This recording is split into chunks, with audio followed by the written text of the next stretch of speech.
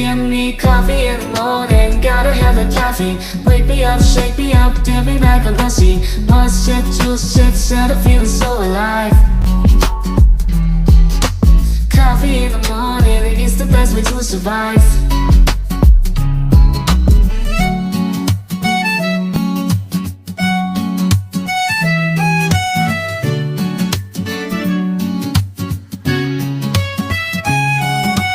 Woke up in the morning, sleepy eyes yawning. Jumped out of bed, started the day, opened the curtains. Felt the cool breeze, the sun shining on my face.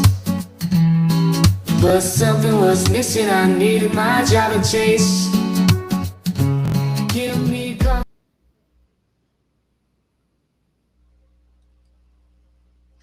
Good morning, everyone. I hope you've had. It is Sunday, right? I hope you had a good Yeah. weekend. I had to stop and think about it for a second, girl. Good morning. Welcome in. How Morning. are you? I'm good. How are you doing? I'm doing pretty good. I can't complain.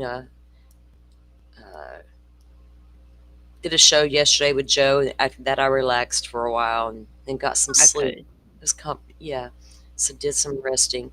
Hello, Annie. Welcome in. Forrest, welcome in as always. Rachel, thank you for being here. Butterfly, good to see you. Um, guys, I'm joined by Firefly this morning.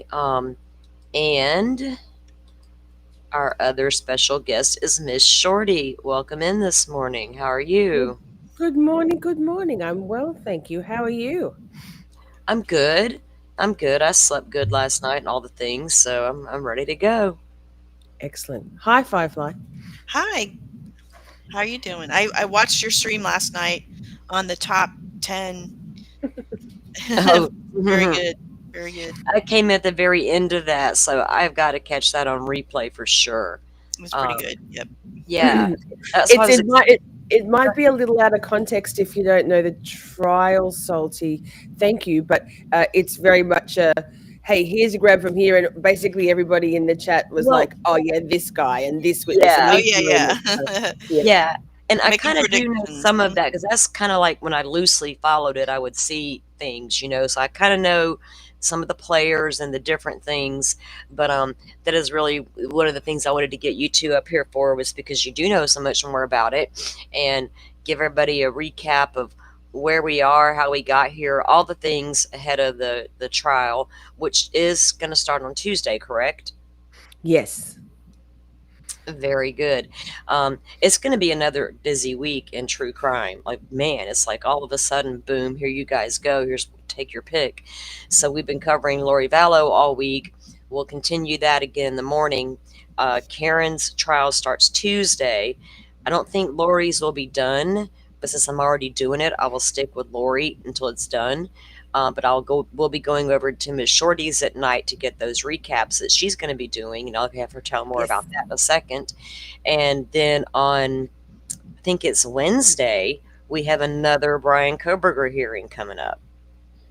Well, So, yikes. yeah. So I don't know how long that one will be. I'll cover that and then sneak in my whatever I miss with Lori the next morning or maybe that evening. I don't know, to keep the playlist going. But as soon as Lori's trial's over, I'm going right into covering the Karen Reed daily. So, Awesome. yeah. And so I'll be looking forward to tell us about what you're going to be doing over there this week coming up. Well, I happen to have, and excuse my morning voice, I only woke up 25 minutes ago. So Oh, I, I happen to be lucky enough, fortuitous enough to have 10 days off from my regular peasant work job because of Easter and Anzac Day. We have Anzac Day, which is an Australian celebration like your Memorial Day. So your Thursday. So Poppy's panting here in the background. My dog, ignore her. So I've decided, like over my Christmas break, I streamed every night for the 3 weeks. Excuse me, on my Christmas break, and so every night at I think I'm going to go with 9 Eastern from Thursday night US time or Friday 11, I think 11. Anyway, time difference, same. So either 9 Eastern US time. I'll be doing a recap of every day of trial for those 10 days. Really looking forward to it. I'm going a bit later to try and get let the big guns, like, the young Hmm. jerks, the other recap channels, to get their Right. things done, so we have a few people in the crowd. But yes, I'd yes, rather looking come forward get to it. my update. I'd rather come get my recaps from you than I would those big guns guys. I mean, you get a lot of stuff from them, but you don't get it's just different on the YouTube, right? And you get your honesty and your opinions, and that's what I like as well. We will review a couple of things from mainstream media here in a few minutes, just to set the stage for what we're going to be talking about a little bit. But oh, well, welcome, Brooklyn. Thank you for transferring over. We appreciate that. Welcome in, Bonnie Bailey. Um, so, guys, like I said, we have Firefly here this morning and Miss Shorty, and we're gonna get some caught up on this Karen Reed situation. So, we've already had one trial, correct? And how long did that trial last, guys? 8 weeks, and then the jury deliberation for over a week. Mm. The jury deliberated for over a week, and then they ended I up think in so. mistrial, right? It Yep. was mistrial hung jury. Yep. Hmm. They just couldn't get there, huh, with the evidence that was presented, or lack of evidence, maybe. Well, they actually, apparently, it seems that the jurors actually did reach a verdict on counts 1 and 3, which were Hmm. the second degree murder and Firefly. What was 3? It was anyway, lesser Leaving the charges. scene of leaving the scene of an accident or something similar. So they were only hung on count 2, undecided. But because Judge Beverly Cannoni did not poll the jury, and in her defense, neither of the parties, neither the Commonwealth nor the defense, requested a polling. But in not Bev's defense, she didn't give them any time at all. She basically read out the note, declared a mistrial, and shuffled the jurors back to the jury room. So it was all very fast. So there's been a lot of uh, appellate stuff going on in the last Hmm. 8 or 9 months, with trying to have the things done to recognise the double jeopardy, the potential double jeopardy in those counts 1 and 3 being actually decided upon by the jury. But because there was nothing in writing nor verbally, other than affidavits and things after the fact, uh, all appellate courts said no, no bueno. Isn't that crazy? Because I've heard that there were some jurors that were speaking out about all of that, and there was discrepancies about that. Um, that they didn't come to a unanimous decision on things, and they thought they could get her on this and not that, and it was seemed to be a lot of confusion there with maybe jury instructions alone, or Oh, what.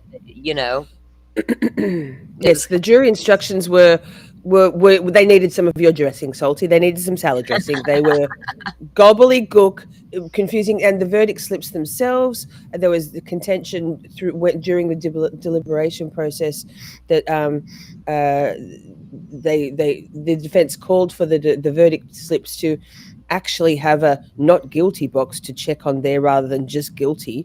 And Bev stood her ground for a little bit, and then obviously went back into her chambers, had a word to the powers that be, aka DA Michael Morrissey and others, and she came back and they did actually change the verdict slip. But they were even trying to give the jury a slip that didn't have any option for not guilty. Talk about trying to, cultivate the outcome. One would think. Yeah, I mean, with all the experts that were marched into court, those ARCA experts things is confusing to me, because weren't those hired by the state for like both sides to have access to? ARCA? You mean the crash daddies? Yes, I'm confused No, about they that were. whole situation. Well, that they were hired. They were engaged by the Department of Justice, the feds, to do, because there was an investigation into, we think, the entire Norfolk County District Attorney's Office, because of the Sandra Birchmore Hmm. case, which I'm not sure if you're familiar with, but I that's am. now been, yes. So there you go. So Sandra Birchmore was killed by Matthew Farwell, and he's now in federal uh, custody awaiting trial, which I think is due to go through in a couple of months, but it may well be adjourned, continued. But so the feds hired ARCA to, if based on what they found in that investigation, and ARCA made those determinations, and then there was no, the court wouldn't allow the defence or the Commonwealth to voir dire, or to even speak to the ARCA experts before the trial, because and the ARCA experts weren't allowed to say anything about anything, very hush hush Right. about Fed stuff. But because there was grand jury proceedings beforehand, which you can't talk about, and federal grand jury proceedings also. Um, it was all very mysterious in that first trial, because the TUI report and the investigation was still ongoing by the feds into that whole county, A or the good old district TUI attorney's office. report. I love a good Yes. TUI report. So now that federal investigation has ostensibly, or apparently, been concluded with no further action to be taken on any of the investigation sort of targets, now there'll be a different level of, plus with one trial under the belt, there'll be a better ability for the defense to clarify for the jury who they were, because some of the jurors thought that they were hired by Karen Reid's insurance company with regards to the damage to the car. And so they felt like, and it was all very, if you don't give Oh, okay. actual facts and details to things, people join the dots themselves. So the jurors were all thinking, because it was so shady, hush hush, like shady 180, like where do they come from? There was no clarity there for the jury. We knew because we're not jurors, we knew because Yeah. but so it should be different, a lot different. Well, it's weird to me that they weren't understanding where they came from, and that they're hired by them basically for like accident reconstructions. But wasn't there some discrepancy about whether or not they were paid by the defense? Whatever that was about, I was like, well, and then I hear that there's ARCA experts for both sides, though. Is that correct? Did they both No, get? no. ARCA is an independent body. Okay. ARCA there's a bit of sketch around that. In one of the pre-trial motions hearings recently, it came out that ARCA was paid a fee, that those experts who testified, and the invoice was sent to the defense because they testified on behalf of the defense.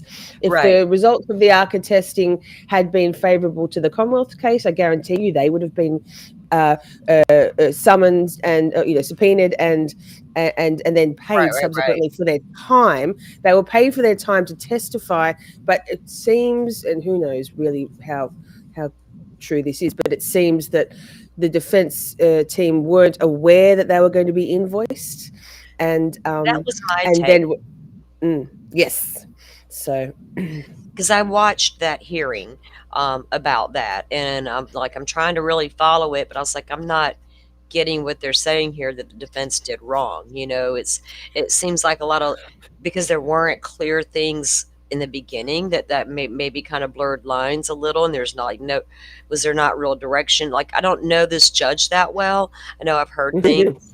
I don't know how she, I think there's people on both sides that like her and don't. Did she kind of rule like Judge Gull over in Indiana? Does she seem fair to you to both sides, or does No. she appear biased? Y'all both laugh. Firefly, I'll let you take this one. Firefly, go for it. Oh no. Go ahead, Firefly. What do you think? Definitely. It doesn't seem fair. Definitely pro prosecution. I mean, yeah, Right? Okay. and I don't understand why. I mean, I haven't followed that many trials, but Uh-oh, Firefly, you're talking in fast speed now. well, I can come back in. It- Is it still bad? Okay. Yeah. It's like it was the other day when Dolphin was Oh, on. okay. Well, wait, talk again. Okay. Well, I was about to talk about how Oh yeah, Still bad? you sound real Faint. Okay, faint I'll now. leave and come Yeah, it back. sounds like you're sounds like I got you on like 1.500 speed or something. Oh no. You'll Okay, be I'll come back. back. Okay. So, I'll bring you back so up. Okay. Go ahead, Shorty. Bev is Auntie Bev, but Judge Beverly Canoni, the honourable, dishonourable Judge Beverly Canoni, is uh, more and more, it seems, to be not just slightly biased, not just potentially incompetent or out of her depth, but well and truly uh, uh, favorable not only to the Commonwealth in the prosecution side of things, but it does feel to a lot of us who've been following this a long time that there's a lot more to that, and it's actually very deeply seated corruption that's systemic and goes right up to the top of the Maura Healy at the top, so at the Kind of government like over attorney in general. So Delphi. yes, I'm it's very similar also to Delphi. can you is it better now? Yes. Yes. Okay, thank you. Also, I heard early on that people saying that the judge should have recused herself because she's got Hmm. some kind of connection somewhere down the line. I don't recall So what. yeah, the connection is that right back in July of 2023, it came to light to the defence that Karen Reid's defence team that there is actually a direct link. There appears to be a direct link between Beverly and Frank, that's Beverly Canoni's husband, and the house they own on the Cape. Oh, And right. some of the key players, the McAlberts, the Nagels, Juliana Nagel, Mhm. sending a Venmo payment to Beverly and Frank. The Beverly was spelt wrong, but for their staying at the house on the Cape, right? It's said that So Beverly like they Canoni's rented their beach house, house. So like they leased or rented it out like an Airbnb to them or something. Airbnb. Yep. So yes, Airbnb. So they and also apparently, and this is hearsay, but let's go with it. Apparently, her Cape House is neighbours with some of the McCabe family holiday house. Like they share a beach Wow. access strip. Okay, so that's one thing. So then, back in July of 2023, the defence put a motion to recuse based purely on impropriety, the appearance of impropriety. And any judge, you know this with Judge Gull, right? Any appearance of impropriety, if there's no dog in that hunt, to use one of your phrases, Salty, if Judge Beverly Canoni has no vested interest or personal link to this and these people on the Commonwealth side, the McAlberts, then she would have happily recused herself because ego isn't a thing, right? Let's go with fairness and propriety for the court and Right. for the defendant and for justice and for the constitutional rights of everybody, right? All parties. And she refused. It's one of the only two rulings that Bev has ruled from the bench on was that she motioned to recuse. Nope, denied. There's nothing there. That's ridiculous. I have no links. Very interesting. And then I think she did one very recently. She ruled on what was it? Something when Alessi was. It was something about very recently. This week, I think it was that hearing you probably watched, Salty, where she ruled that they weren't going to. She basically shut Alessi down, that he didn't need to continue. Bob Alessi, love 1010, that he didn't Mhm. need to continue with his very thorough argument. Love Robert Alessi, and that she ruled from the bench there and denied the Commonwealth's motion, whatever it was. Can't remember. Should remember. It once a judge has any type of connection with any of the players in a case, they don't need to be on the case, right? Because it can blur the lines real quick. Even if you were just neighbors, right? And like you said, sharing a strip of beach, how many times did they run into each other out there, have communications and conversations, and did they share meals at any time, out there on the beach, Meaning of food. Right. But then let's not forget though that Norfolk County and Canton and Dedham, it's all very these are, I mean, smallish. They wouldn't be One considered to the small in same. Australia, but they're all, these people all know each other, and all the players Exactly. in the actual case, not the prosecution side of things, but the case itself, the law enforcement. You know, Michael Proctor grew up in Canton. Michael Proctor grew up with the McAlberts. They're all, it's so incestuous, not literally, but you know, Yeah. very enmeshed and interwoven, and so there's. Everybody knows everybody. It's very much small town. Relative, I think Canton has a population. I think of I'm going to butcher. I think it's 40,000. They're all they're all part of the same Boston uh, greater, wider regions. So they're not actually separate towns with spaces of land in between them. You know, it goes Dedham and Canton and Needham and all, you know, all of those places are all butted up. They're basically suburbs, but they call them counties. Well, that's it's like here. There's a couple of counties, but they're so close. The cops do know each other, and they do know each other. And hold on one second. Yes, I think you find that in lots of smallish places, Um, right, Firefly? yeah, they do know each other. Yep. Like even the county cops in this county and the neighboring county. There's actually three. They all work close together. They all know of each other and things of that nature. And sometimes you have to chase somebody into the next county. You know, so they all do work together and know one another.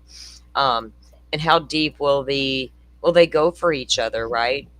As far as covering things up, we see that happening over in Kentucky. Absolutely. Nikki's Diane's case, there's like craziness going down in that small town.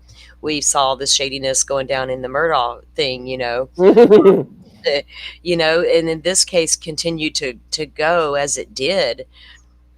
And I never, I didn't pay a lot of attention to that Turtle Boy stuff because I was like, oh, this is getting crazy. There's a YouTuber involved, and I know a lot of things came out about that, like Karen communicating with him, and I really don't. Hmm. I didn't pay attention to all of that. I think you guys know more way about that situation than I do.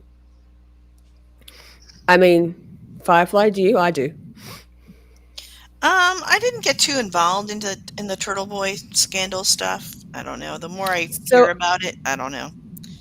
I actually interviewed Turtle Boy in my fourth Oh, week of live streaming. I started live streaming in mid-July last year, Okay. and I mean, Turtle Boy's got a big ego. He's very good at what he does in terms of investigative journalism and his tenacity. And I mean, he's a big personality with a huge following. He's very charismatic. He's kind of love him or hate him. I love him. I haven't been watching his content in the last little while because it started to get a little bit uh regurgitated, like many of the free Karen Yeah. Reid exclusive channels were getting very, like, struggling to drum up anything to keep the, like, let's be honest, to keep the grift going. They make a lot of money, a lot of those channels. With all due respect to Oh Turtle Boy, yes. he's very good at what he does and he deserves to make a lot of money. I'm not throwing any shade on any of the Right. channels who pull in the big cash from their live streaming and their creating. I absolutely respect that. But people have some issue. Some people take a lot of issue with Turtle Boy's, Aidan Carney's methods. I'm not mad about them, but I am mad about the fact that he was. It seems very clear based on his current court cases. I think one of them got what. He was ruled, found not guilty, but I think there's still one to go. Don't quote me on Okay, that. so I saw that he had some cases, right? So the first one he was found not guilty. And what was the actual charge with that? I think that one was the Lindsay Gattani. I think that was the fake victim, like a DV situation. I'm actually not. I kind of So got it out of it. wasn't Was tied to just, Karen Reed or nothing? well, so here's the thing, Salty. Yes, Lindsay Gattani. Sorry, I should call her fake victim. That's what he calls her. Just everyone, people who know. She was a turtle rider, and she was like a groupie, like Yeah. chasing the turtle, as many do. He's very charismatic. He was married at the time, and this is all public knowledge. And but I have a feeling his marriage was maybe a little rocky. Don't quote me. I'm speculating. And then Lindsay Gattani kind of got all up in, fake victim got all up in Aiden's space, and with the lure of the pussy pee, gorilla grip pussy pee. It kind of it enticed him into a tryst, right, an affair. But then she went all kind of crazy, like acting all like crazy hoe stuff, and then he got arrested and thrown into jail. And it's come out in that case that was that he was victorious in, but he's still got the witness intimidation stuff to go. But it came out that actually, very clearly based on phone records, fake victim was being entertained, or she was a plant for Michael Morrissey. She had direct communications with the district attorney. They basically used her as as bait to get him to do things, and then arrest, very much false Things pretenses. or into things or show things that they could use against him later. Absolutely. Oh, Right. no. So basically, that was why that got. Basically, he didn't do what. Oh God, I'm floundering a little bit on the details, so No, I you're prefer good. nobody You're to good. quote me. But because this is why I stopped listening, because it's all very. But basically, but the witness intimidation stuff that he's still awaiting trial for. He was arrested by Proctor and Buchanan. I mean, they're the key, like, for witness intimidation. Michael Fanning, no, was it Fanning? God, details. Fanning's the one who couldn't find the bloody 32,000 text messages in the Sandra Birchwell case. These people are all these law enforcement, these Mass State Police troopers, are all seemingly hashtag dirty cops. I like bad people Yeah. using their like bad shit. So Because I've seen a lot the Sandra Birchmore stuff and some of the players, and the different things, and it's like, wow, there's just you can't ignore some of the things, right?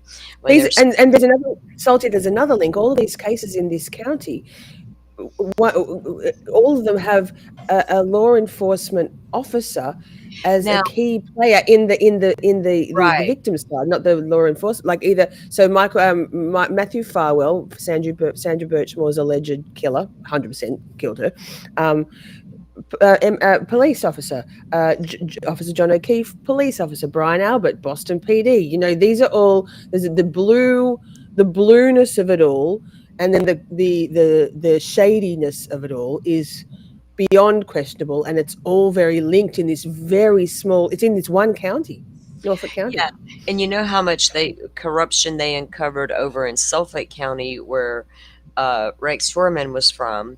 That for years they couldn't catch the list killer, but when they finally got like a new cop in town, new chief or whatever, things began to change. But they uncovered a lot of, not tied to the Rex Sherman case, but they uncovered a lot of corruption in that town with law enforcement, right? And it's not that far away, and I think that, of course, we don't come out of the gate thinking that every case is going to have all these big things happening and these cover-ups appear, and that there are cases out there that have those elements, and once they're out there, and you can't help but unsee them, right? I mean, especially if there's merit behind them. And I feel like with Karen's case, there probably is a lot of merit behind what she's saying. And I honestly always thought that if this woman hit him, it was a complete accident. That she Exactly. didn't, right? She didn't know she did it. She didn't mean to do it. Questioning herself, did I hit him? Could I have hit him? Still Exactly. doesn't mean you did it on purpose. So even if she did hit him, she was way overcharged. Initially she was only charged with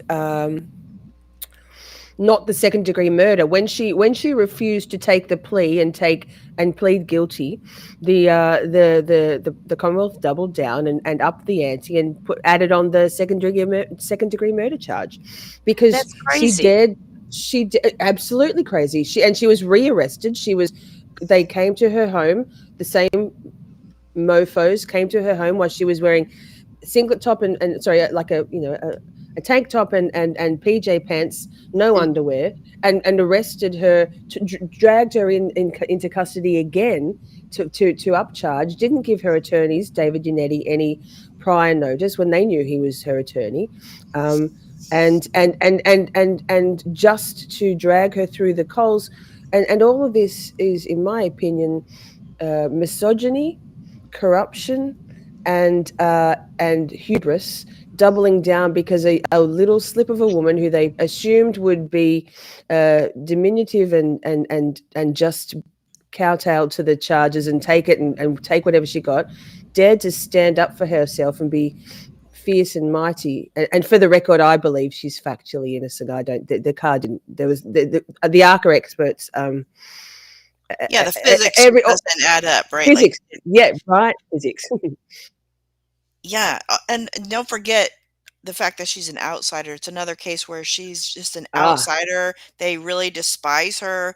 I know Proctor made reference to her accent. I don't know where she's from, but he just Fall River.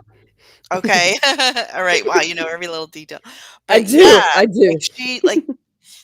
they just despise her so much, and all the witnesses, like they're just so full of hatred for her. It is so obvious, and it's they're so defensive. It's so bizarre to me. Yes, xenophobia. I mean, the Canton community, and all of these communities are are so deeply intertwined with each other. They've all grown up together. They're all, and then you put together with the sisters of the McAlbert sisters, and the men. They're all, and the Boston cop, the law enforcement aspect. These people have grown up for 40, 50 years with each other. And then Karen Reid, and they're not nice people, like, let's be honest. Jennifer McCabe, Kerry Roberts, Vile people. They're vile people. And then suddenly, that Jennifer McCabe, man, she strikes me.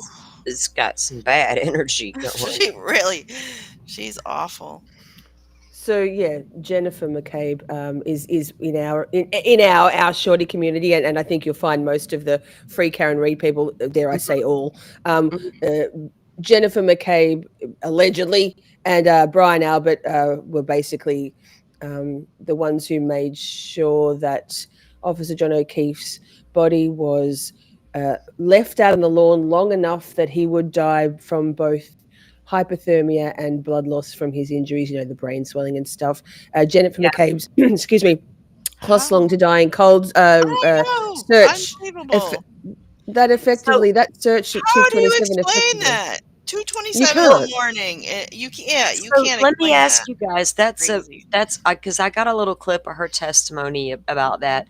So, isn't there a discrepancy about what time that search actually occurred? And I don't know the gist behind all that, but I think that's what I had heard in the beginning. They were like, there is it's the battle of the experts, Salty, because Stella Bright very clearly shows lots of deleted files and lots of things, and the Commonwealth expert Ian Whiffen tried desperately to word salad it out of and explain it away. But Stella Bright is, we know this, gold standard. The search was made at 2:27, which was 5 minutes after Brian Higgins and Brian Albert apparently had 22 seconds worth of butt dials back and forth, where they didn't speak about anything. And then 5 minutes later, Jennifer McCabe, who after drinking all night, didn't actually sleep at all that night. She was very busy on her Apple Watch. She was back up at 4:55 or something. She didn't even, I don't think she even lied down based on her steps data. The timing of it, it's wild. Sorry, I get very excited. It's wild that the jury didn't remember all of this stuff and work out that this was well and truly beyond enough for reasonable doubt. There's a buffet of reasonable doubt here. That was my take. Just from outside watching, right? Because I didn't watch the trial. I continued to see what I felt like was enough reasonable doubt coming out, and I wasn't even watching the trial. Just getting updates on the Twitter and different things from different a couple of creators that I would watch, right? I mean, if you want to put your tin foil hat on, there's speculation from people. Me, hi, it's me. I'm people. That the Yeah. foreman of the jury in the first trial happened to be former law enforcement who also was the victim of a pedestrian vehicle car Oh accident, goodness. Okay. who happened to become the foreman based on Bev looking at him and saying, "Juror number one, would you be the foreperson?" And the two Right. very clearly Karen Reed defense-friendly alternates, and both of who had been the ones who snitched on one of the other jurors who was saying negative, derogatory things about Karen and her demeanor in court, and who was booted off the jury earlier.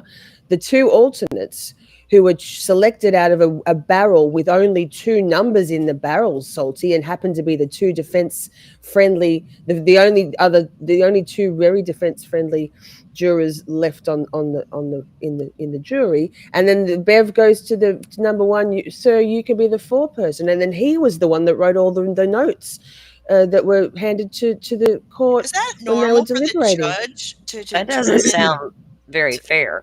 the So jury foreman? I always thought the It's jury shady 180. figured that out. Yeah. right.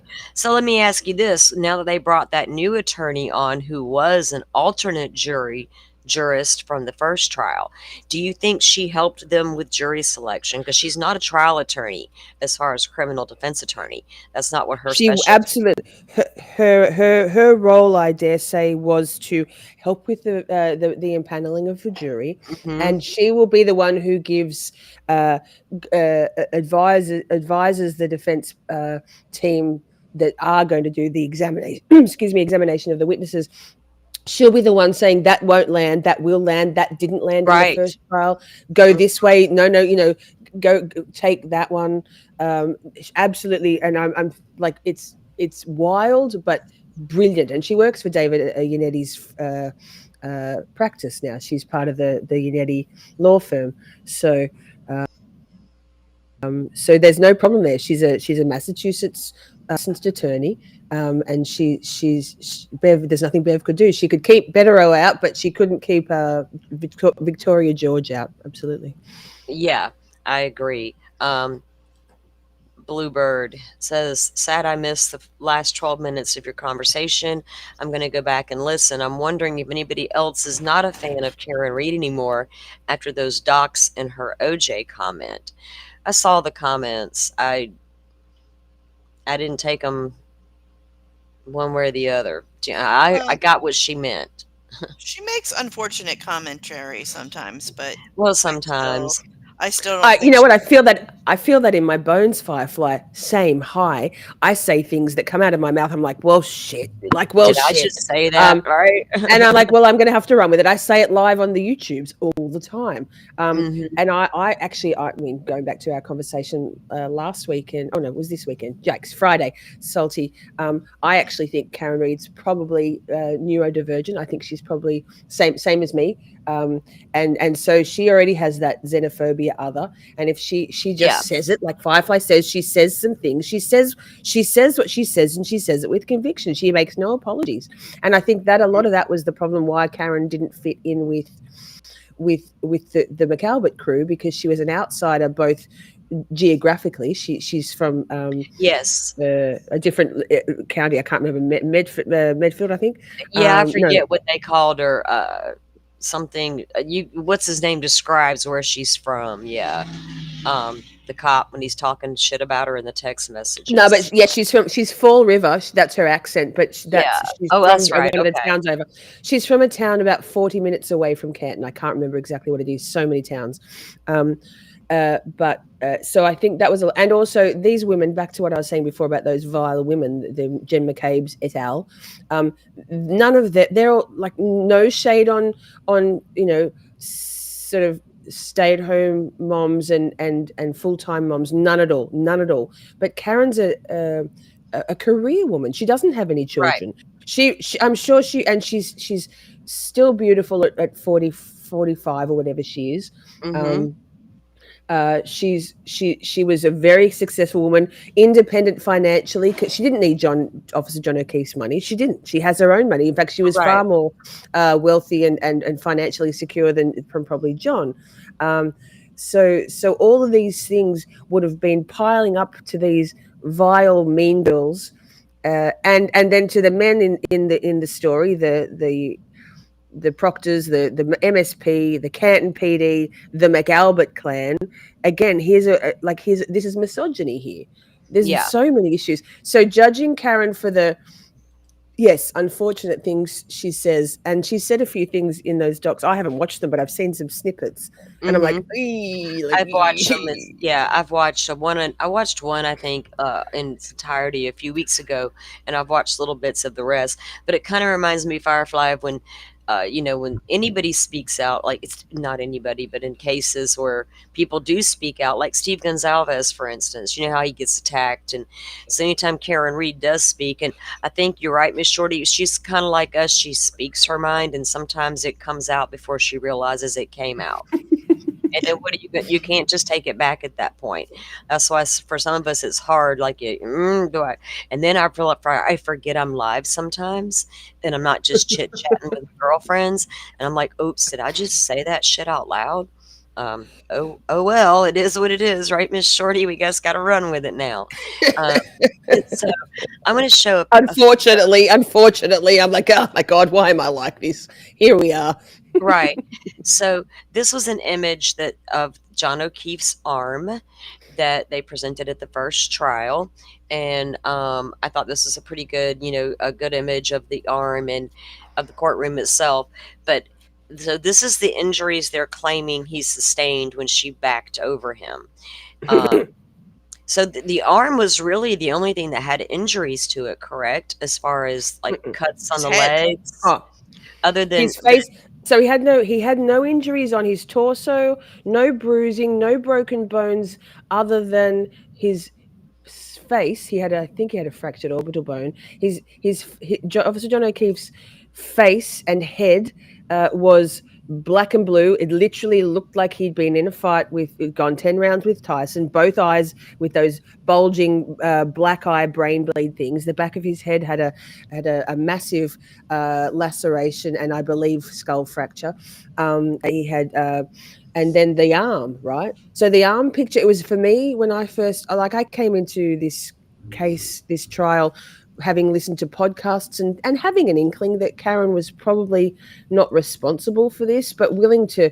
And I went into the trial waiting to see what the vibe I got, as I do with all trials. But Mhm. it was the fact, this picture, when I saw this picture, which is clearly dog bites, and there's actually, I mean, most of the chat will know this up close and personal. We've seen this a quadrillion times. But that and the fact that the residents of 34 Fairview did not come out of the house that morning when there was all the first responders. Karen Reed was screaming in absolute distress and frantically beside herself, trauma screaming, clearly very genuine. And that they didn't come out as themselves, as Brian Albert was as a first responder. He's a Boston police officer, or was. Right. That they didn't come out. To me, those were the two. Like, this is sus. Like, this is sus. That's not a car injury. It's dog bites and scratches.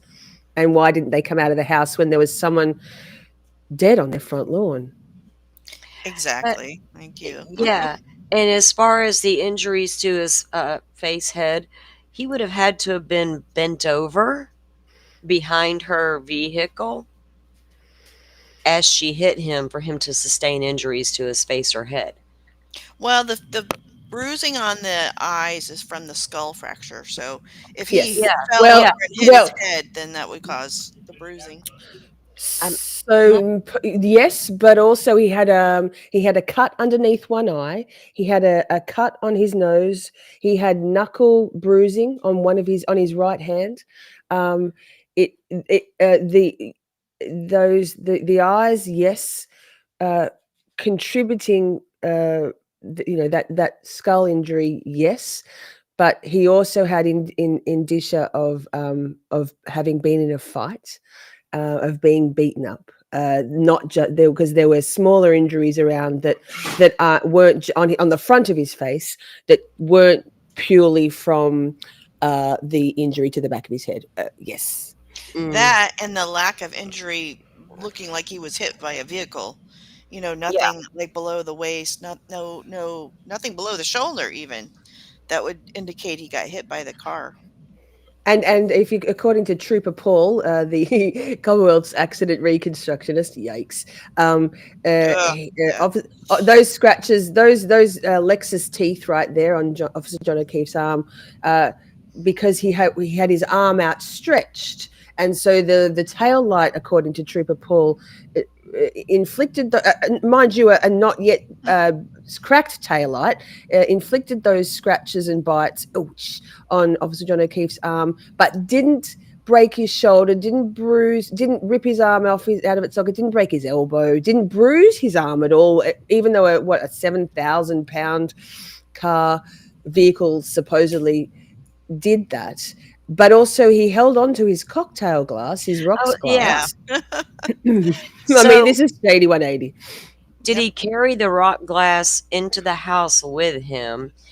And how did it end up back out in the yard with him? Did they put it out? Took it from the restaurant or the I bar. understand. What I'm saying is, once he entered that home, an argument. Well, actually, they're saying he never entered the home. Lol. I thought they said that he did, and some shit went down in the basement. Well, that's what we say. That's what we say. Yeah. Yeah, I know, but according to I know what the police narrative is. He never entered the home. He got out of the truck with his rock glass in his hand, and she backed over him. End of story. But my question is, okay, yeah, if he did make entry into the home and there was a fight, dog attack, whatever went down in there, and then they decided to put him out to the snow, did they take his rock glass out there with him and drop it? Oh yeah, I mean that makes sense. Make it appear that he didn't. Right. They're trying to make it appear like he was holding it while she hit him. So or it never came in the house, right? Never came in the house. If they found his rock glass in the house with his fingerprints on it, would have proved he had made way into the home. And they're cops, so we'll take it outside and drop it out in the snow with him, which makes sense to me. Yeah.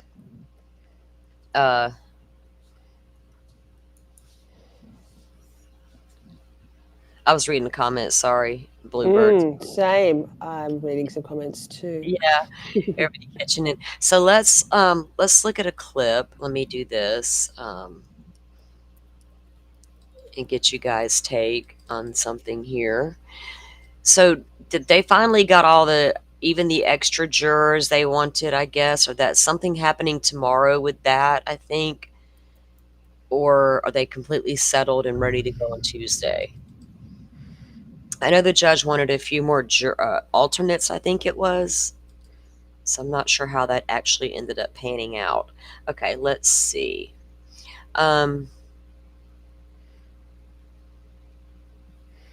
let's start here with her. Okay.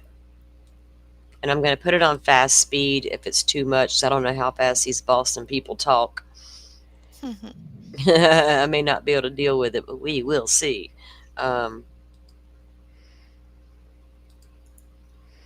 Okay. This is Jen McCabe. This is from the first trial. Looks like it was what's the date on this? I can't remember. I'll be able to tell you based on her outfit which day of testimony. Wow, you remember that much. May 22nd, 2024 is when this was released by CBS Boston. So I'm assuming that is the date. Okay. That's her third day of testimony. That's her third day of testimony. That's third day? Okay. The last part of cross-examination, redirect and recross. Okay, cool. Engaging with an app called Safari to engage some Google searches, correct? Yes. That would be generally accurate as well, correct? Yes. So after you opened up Safari, you indicated that you Google searched something about Ozone basketball. Is that right? Yes. That was sometime after 2 a.m., right? Yes. What was so important about Ozone basketball at 2 a.m. that it couldn't wait until the morning? Why did you search it then? Well, first I was home, I was wide awake, and I had been texting about a basketball chat, and basketball was clearly on my mind. My daughter had been invited to join a team. I didn't know much about the team, so I just was like Googling to see, because the woman who had given my daughter the offer had wanted an answer. So you say that basketball was on your mind, correct? Yes. Was there anything else on your mind in that early morning Murder. hour time frame? Don't believe so. Ms. McCabe, if you wanted to know, in general, how long it takes for a human being to pass away because of exposure to extreme temperatures, right? If you wanted to know the answer to that, what would you Google search? What phrase would you use? I'm not sure. All I recall is what the defendant asked me to Google in the morning. If you wanted to know, I'm asking a different question. If you personally wanted to know, how long does it take for a person to die of exposure due to extreme temperatures, what would you put in? What phrase would you use? Objection. Sustained. Well, we don't have to guess at the phrase that you would use if you wanted to know something about dying of hypothermia, do we? Did you actually Google search it? Say it! Sustained, ask that differently, please. Did you, in fact, use a phrase to Google search how long it takes for someone to die of extreme temperatures? I did in the morning at the request of your client. Okay. And what phrase did you use? I'm not sure. Really? Correct. I was. 2.5 years of this, you don't know the phrase that you used? Objection, Your Honor. There's so many lies and misconceptions on social media. Question. Oh, I apologize. Okay. Are you telling me you don't remember what Google search you put in? Karen was screaming. My hands were shaking. And she was saying, Google hypothermia. How long does it take to die in the cold? And what phrase did you put in your phone? I'm just Say it! Say it! She's all snooty and bitchy. I mean, like, Oh my God, the whole entire testimony is like this. She's not just snoot. She's emphatically trying to get the jury to buy. She's indignant and outraged that Alan Jackson dares to question her truths. Because right here, that Jen McCabe, she's a mad narcissist. And how dare we contradict her? I And, don't know about you, but if I'm in the jury, I'm like, I'm not believing a thing this lady says. Because why the attitude? Like, it's so okay. but she's I know an what she said. honest and truthful. She's an honest and truthful person, Firefly. What are you talking about? She's a self-proclaimed honest. I'm an honest and truthful person. Oh, clearly. right? You can believe me. I know how to spell Haas, and I know how to get and I know how to make an FBI agent run with fake. When I saw the DB's fake Google searches in Delphi, it reminded me of Jen's house to search, house long to die in cold. I was like, these all just sound fake. But I mean, no shade on typos. Plenty Right. of typos in my world. But Right. and the fact, Carla says, I swear someone told these people to blink as much as possible and look creepily at the jury. It will make you look innocent. The blinking as much as possible is the brain under pressure and the lying, and the looking at the jury is trying to get buy-in from the jury. Sorry, looking at the jury is trying to get buy-in from the jury to, like, you believe me, right? Like, I'm an honest and truthful person. yeah, I do agree. not like when people pander to the jury. Like, I'm just asking you to say. no, truth, honey. We're all gonna continue to have you. Slow your roll just a little bit. I think you took the comment wrong. You take Oh it no, a little Shorty. I- Sorry, Shorty. That's me. Salty. I actually went onto live chat when I was watching a replay of one of your recent streams to see who was pushing back on you relentlessly, and it was Truth Exposed, and I was like, know. who is she talking about? And I was like, Every man, time. this gets a little old. It gets a little old. It gets tedious. We're just up here talking about the things, and it's always good to have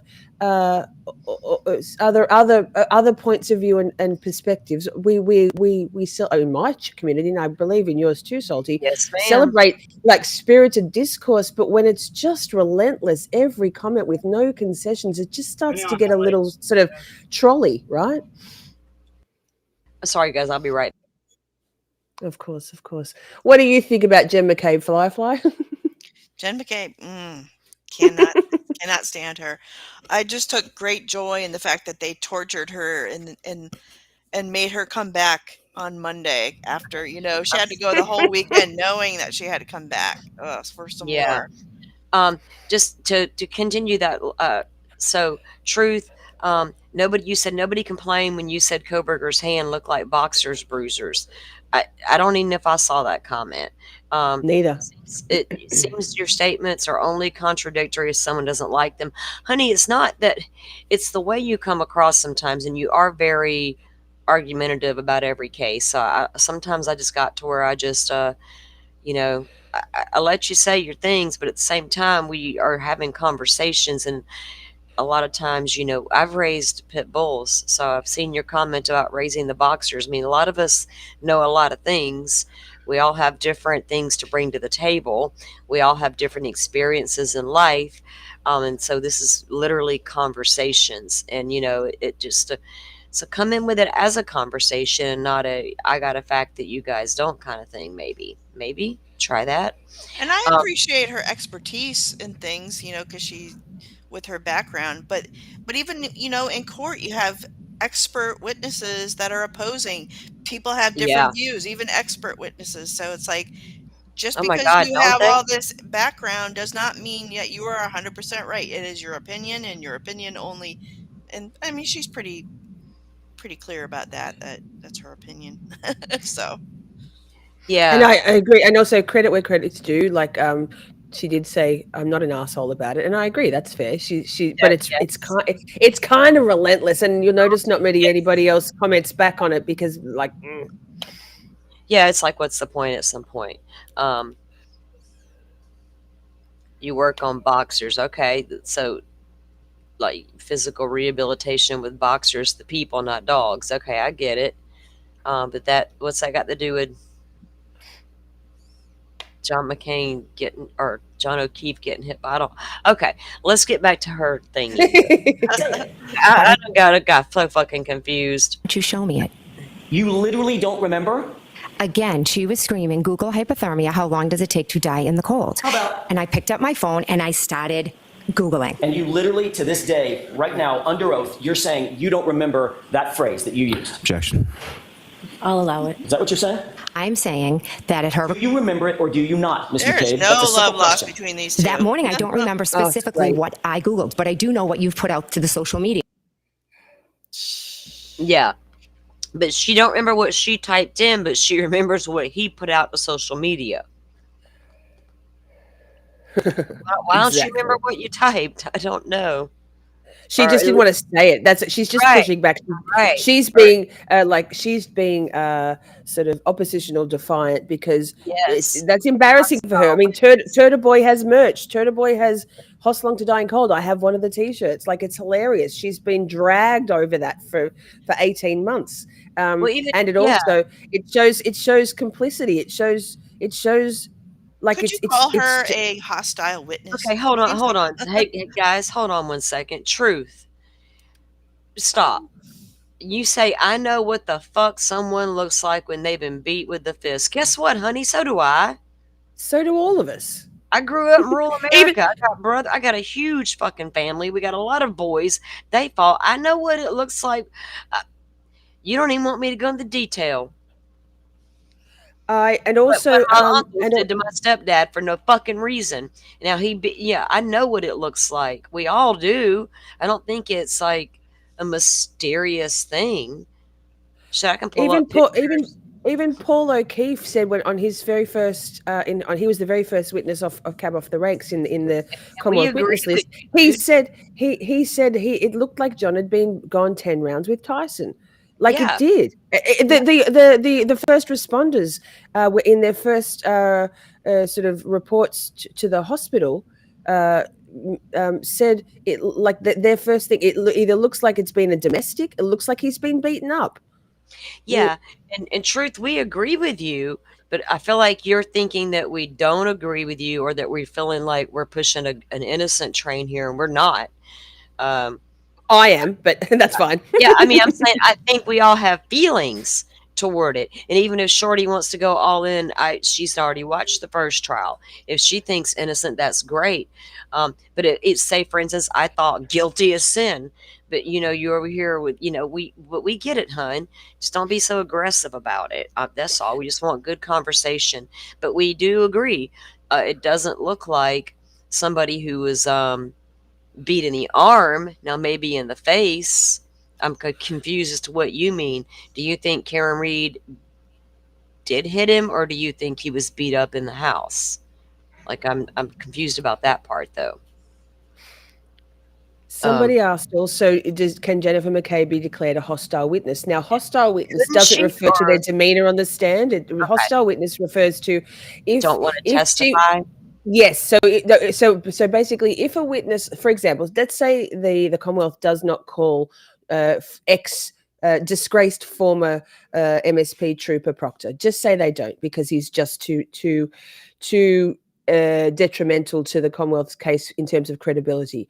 If the defence team were to call trooper former Mr. Proctor to the witness stand, because he's technically a Commonwealth witness, a prosecution witness, then that is how that kind of witness is deemed hostile. It's not their demeanor. She's like, what the fuck says. I think she's just hostile, as in a motion to scream, what the fuck, granted. She is hostile in her demeanor, but legally that's not what a hostile witness means. I think I'm right there. Yeah. Okay. So if for example, if the medical examiner isn't called by the Commonwealth, which wildly is what's being suggested by Hank Brennan, but Hank Brennan does lie a lot to the court and to the people, or if Michael Proctor isn't called by the Commonwealth either, and the defence decides to call them, Bev really has to declare them a hostile witness, and in which case the defence can ask direct lines of questions. Sorry, they can ask cross-examining kinds of questions, even though they would be giving the direct exam to those hostile witnesses, if that makes sense. Yeah.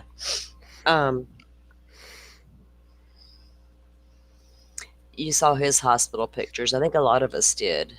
So my opinion on the back of the head, and it's just my opinion, but it's shared by some, that the fracture on the base of the back of Officer John O'Keefe's skull was caused by, in my opinion, one of the key, in fact, Colin Albert, that the McAlberts went to great lengths to hide the fact that he was still in the house, likely at the time that Officer John O'Keefe arrived. I believe that very fit young man, Colin Albert, son of Chris Albert, nephew to Brian Albert, and a real piece of work, that he actually grabbed a hand weight, a dumbbell from the weights rack in the basement, and from behind sucker punched, but with a hand weight of dumbbell, Officer John O'Keefe in the back of the head. I guarantee you that with great force from behind will cause a skull fracture.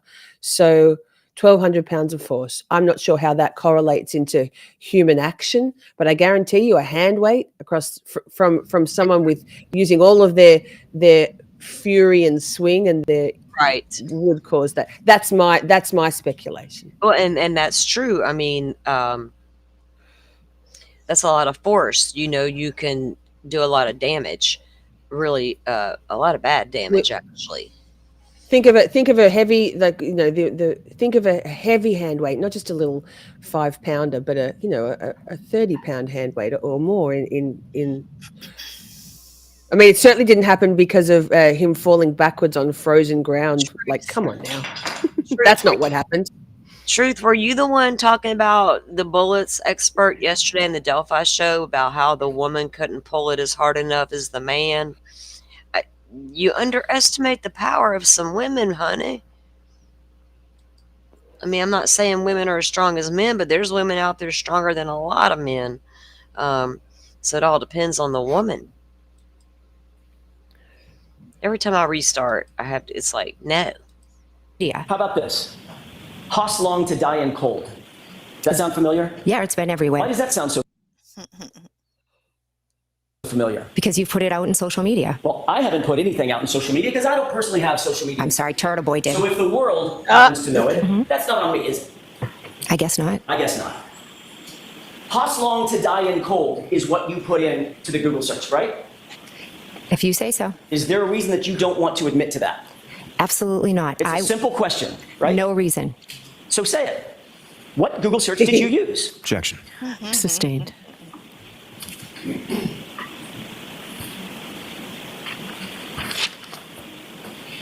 You were seeking at some point to Google how long to die in the cold, correct?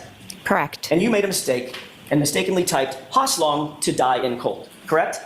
If you could show me it, I'd appreciate it. You later Google searched.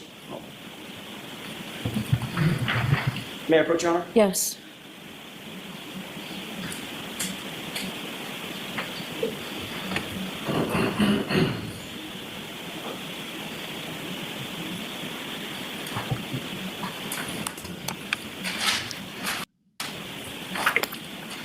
Thank you. While she looks at that, Mr. Jackson, can we bring our clerk back upstairs? Of course, yes. I think we're back. Thank you very much. Can you text Jimmy and tell him? Take a look at that report and tell me if that refreshes your recollection.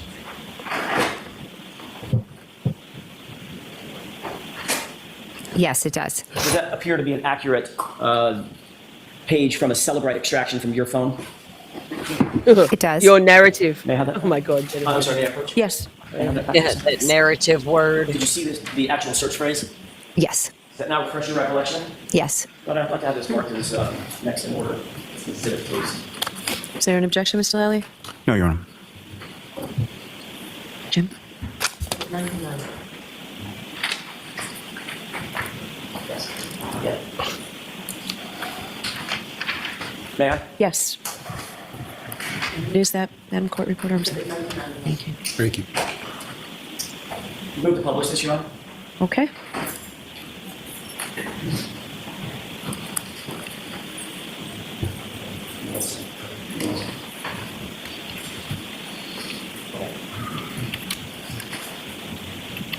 Does this appear to be the document that was just marked as Exhibit 99? Yes. I know it's a little bit small, Mr. Dixon. You see this column, Yes. third column from the, actually it's the fourth column from the left, some dates, some data, and then a Google search, correct? Correct. What does that Google search say? How's long to die in cold? Now, you indicate that you did that, you made that search at 6:23 a.m., correct? Correct. And then you indicate Are they using Sleuthy's spreadsheet? No, I'm joking. that you did it again thereafter at 6:24, correct? Correct. At 6:24, you misspelled the phrase and you spelled it as follows: how long TI die in CIKD, correct? Correct. Now you claim that those two searches were at 6:23 and 6:24 a.m. respectively, correct? Objection. Phrase it differently. Sure. You've indicated under direct examination that these two searches were at 6:23 and 6:24 a.m., right? I don't know if I gave exact times, but I said it was in the morning and Karen had asked me to do it. And you, exactly, you claimed that you searched it because Karen was screaming at you and yelling at you, Google hypothermia, and you Googled how long does it take for a person to die, I'm sorry, she said something like how long does it take for a person to die of hypothermia, and you Google searched it at 6:23 and 6:24. Is that right? Again, I'm not sure about the exact times. I just did it after Karen asked me to do it. Would you quarrel with the idea that those were about 30 seconds apart? Okay. And you're aware, Ms. McCabe, that both spellings, both misspellings of that phrase result in the exact same search results, don't they? I'm not aware of that, no. Well, you Googled them, ma'am. You're looking on your phone and you Googled them. How long to die in cold and how long to die in CIKD. Both of those. You Googled them, right? I did, yes. And they result in the exact same search results, don't they? I have Look, was she so drunk she kept mistyping it and she had to keep retyping? no I idea. think she was trying to. My I think she question was to you trying to is- override. I think she was probably trying to override her original searches. I think that's why she was. And her hands were cold because she has MS. That's a shade on Jennifer McCabe, constantly talking about how she has MS. No shade on having MS, but the theory is that she was trying to override that 227 search by those ones. And I don't empathize with Jennifer McCabe often, but I do feel those typos in my soul. Right.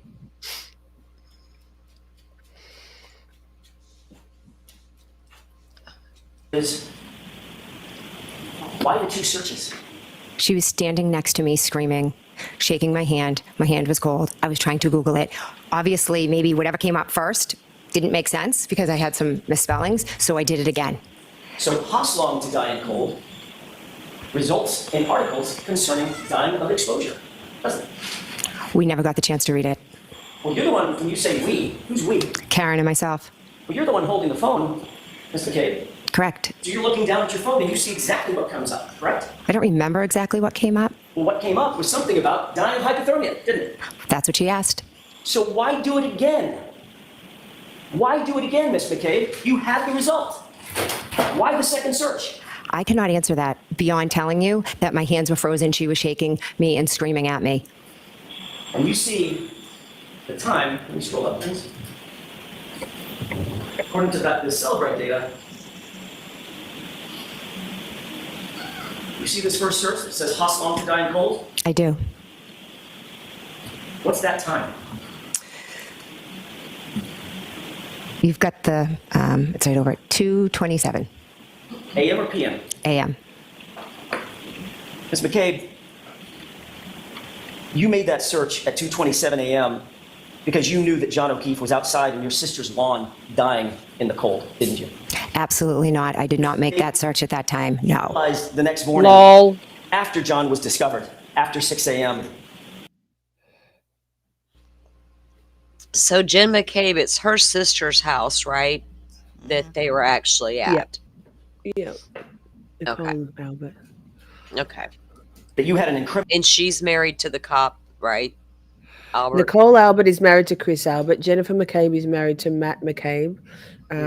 Julie Albert is Chris Albert's wife, and she was the one who supposedly brought donuts over that morning for Brian Albert Jr.'s birthday. It's such a tight-knit, lifelong, they all went to high school together. Right. People forget that when you're talking small towns where everybody grew up together, right? And go to school together. And then they become adults. They're still, And that's how that small town cover up stuff happens, right? Yep. Protecting each other.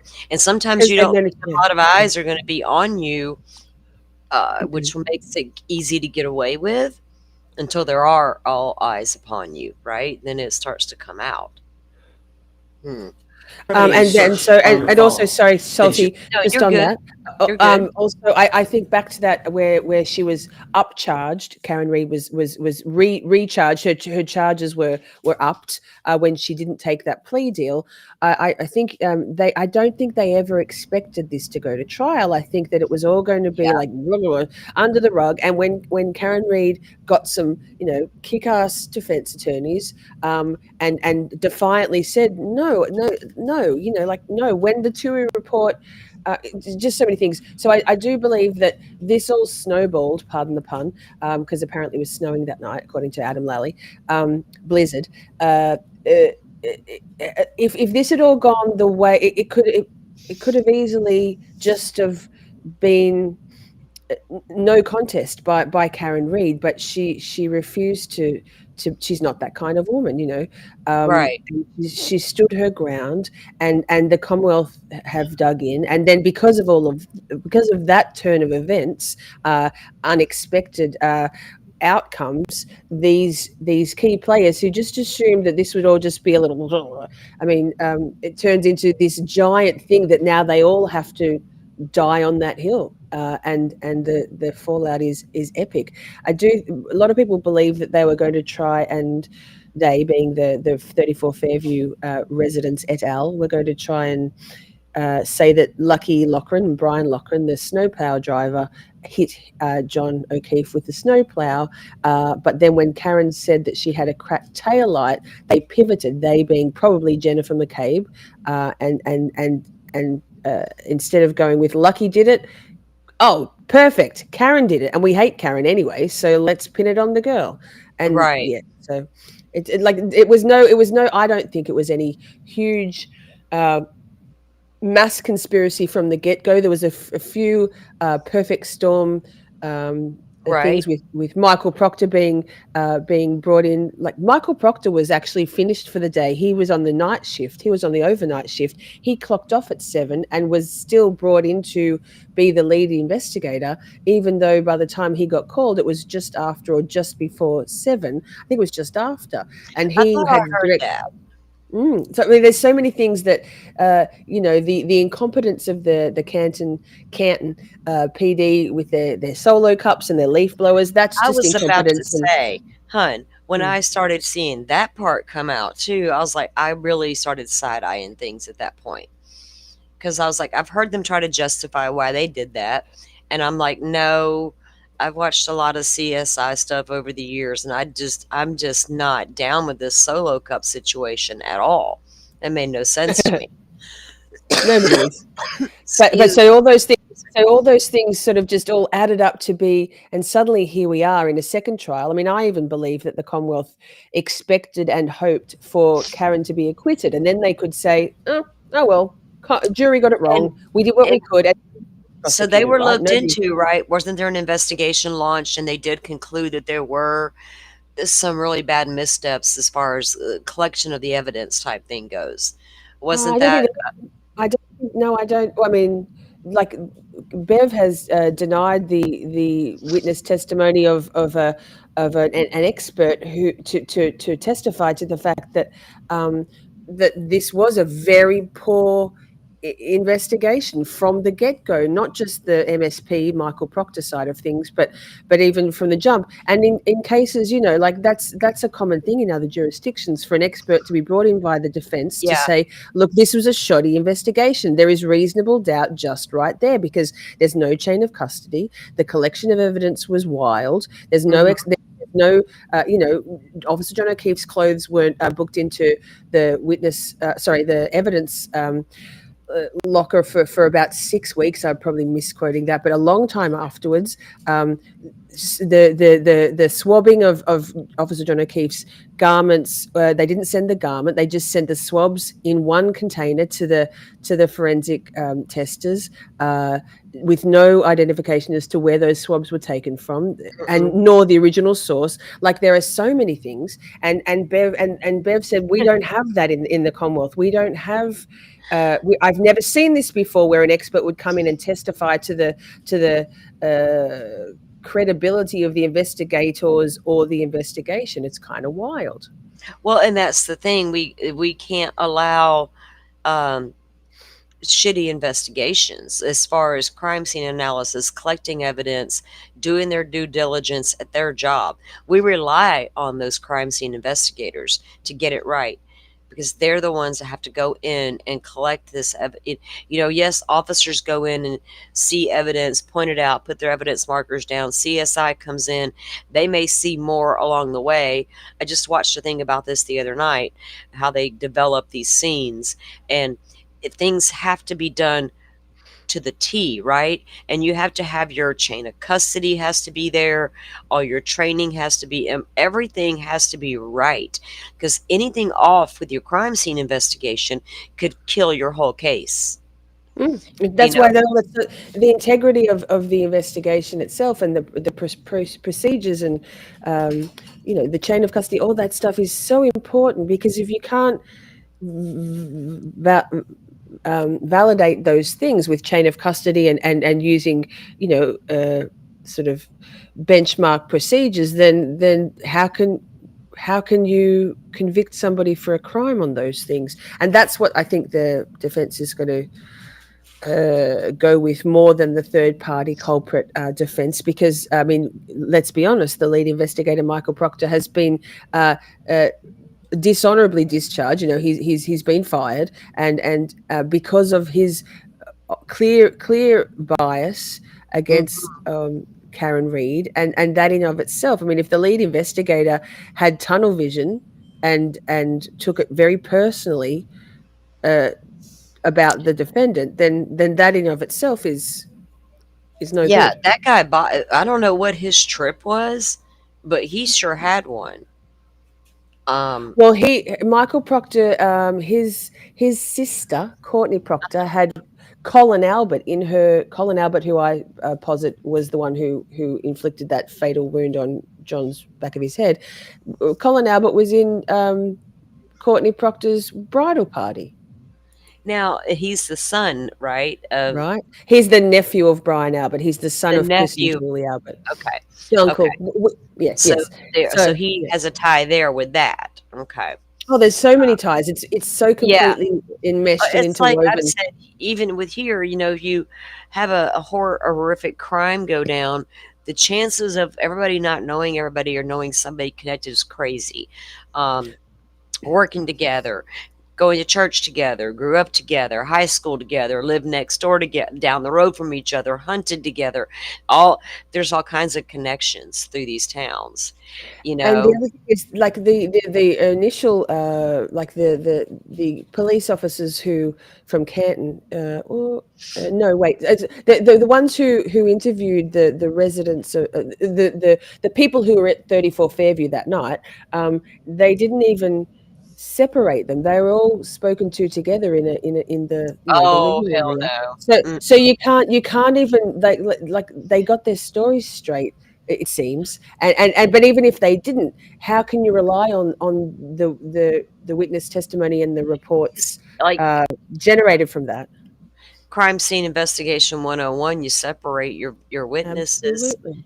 And you start, it's sad that when armchair detectives like us can see how a crime scene should have been treated, when we see how shitty certain investigators treat their crime scenes.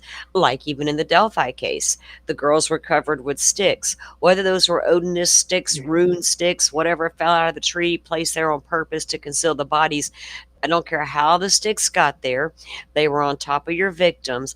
But what did they do? They picked them up and tossed them to the side and left them there for 2 solid weeks. And then somebody was like, you know what? We might need those sticks. Now let's go get them 2 weeks later after being exposed to the elements all that time. It's Right. weird, and it would be just like, you got to have a thorough investigation at your crime scene. And I don't feel like one was done here. Then you got the shady taillight stuff, going down and all of that. We'll get to that in a minute, but good Lord. Okay. So let's finish watching her. Do we have her? Yeah, we do. Okay. Now, Miss Shorty, anytime you feel like you're, getting crunched for time and you need to get out of here, you got other things to go do, you let me know. I just appreciate you guys getting here. Before we continue this, what's the important takeaways that you two think will be important going forward for the next trial? Is compared, what you heard in the first trial, what they're allowing for the second trial, what do you think is their best shot? Do you have an opinion on that yet? I do, but Firefly, do you want to go first? No, go ahead. my opinion is that and I think that they need to, being the defense, sorry, my dogs are going crazy playing around here, they need to focus more on that, on the disgraced and now no longer Mass State Police officer, Trooper Proctor, the fact that he was his conduct and and all of that evidence stuff, and less on the third party culprit. But that also depends on how the Commonwealth, how Hank Brennan goes with, are they going to try to, like last time, are they, being the Commonwealth, going to try to defend the McAlberts and their alleged, the peanut gallery thinking, and also Karen Reid believing that they had everything to do with it, the McAlberts, and not Karen Reid and her Lexus.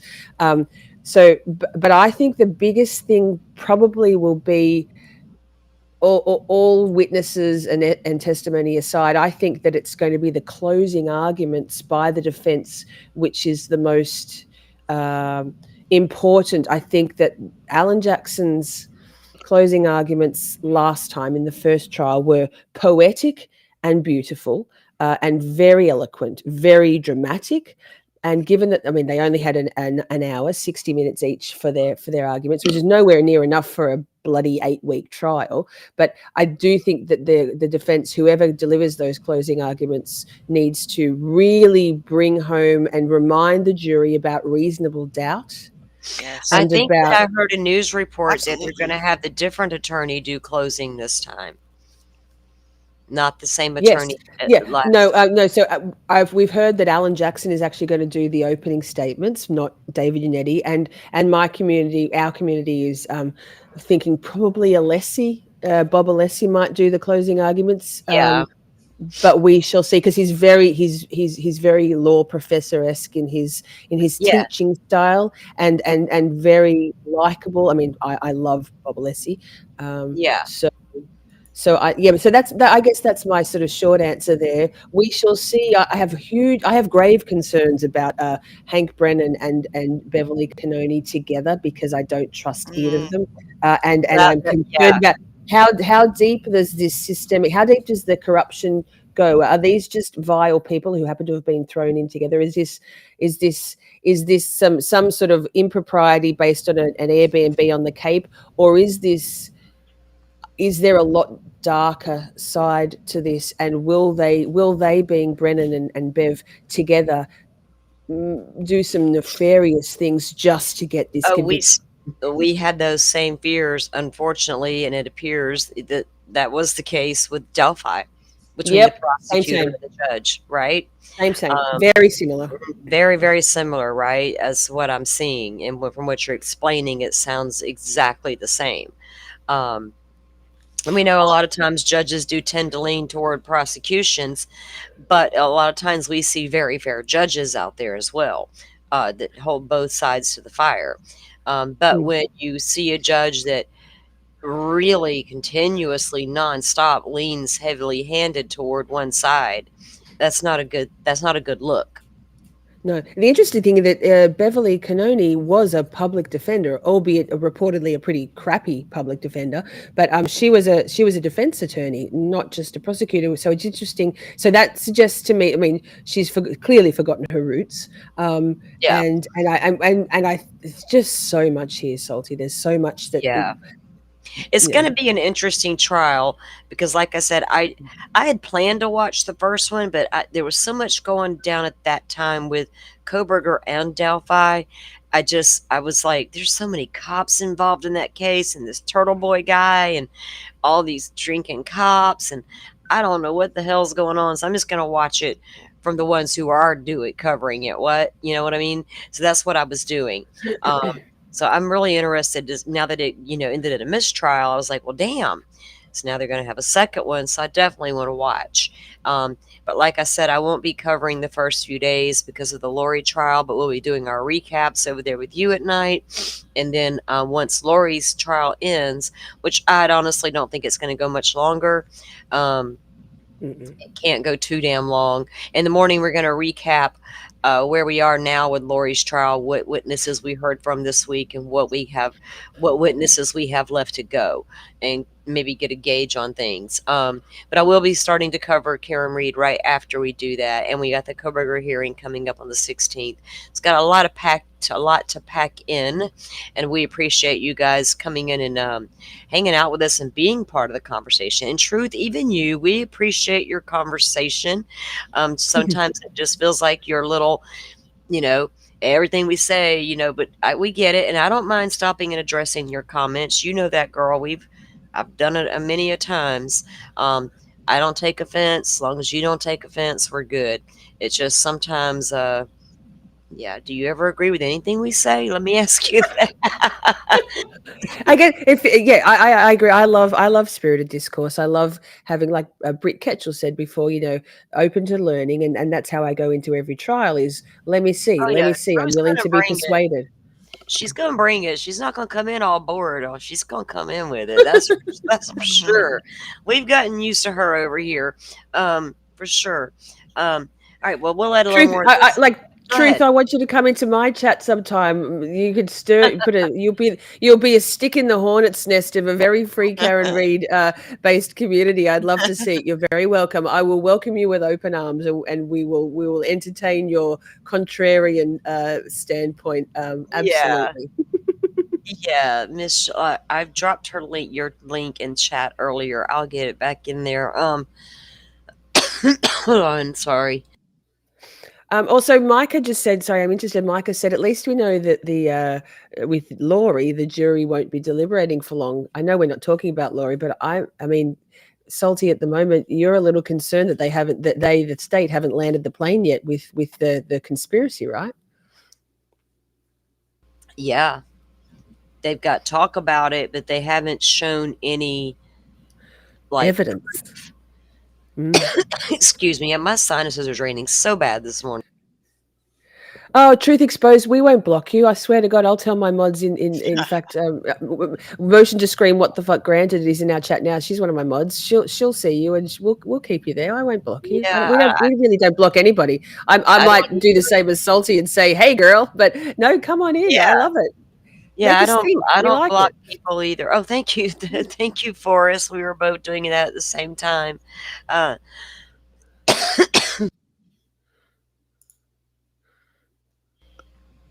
I took sinus medicine earlier and it worked for quite a while. I think it's time for another dose because man, my sinuses are draining so bad. Yikes.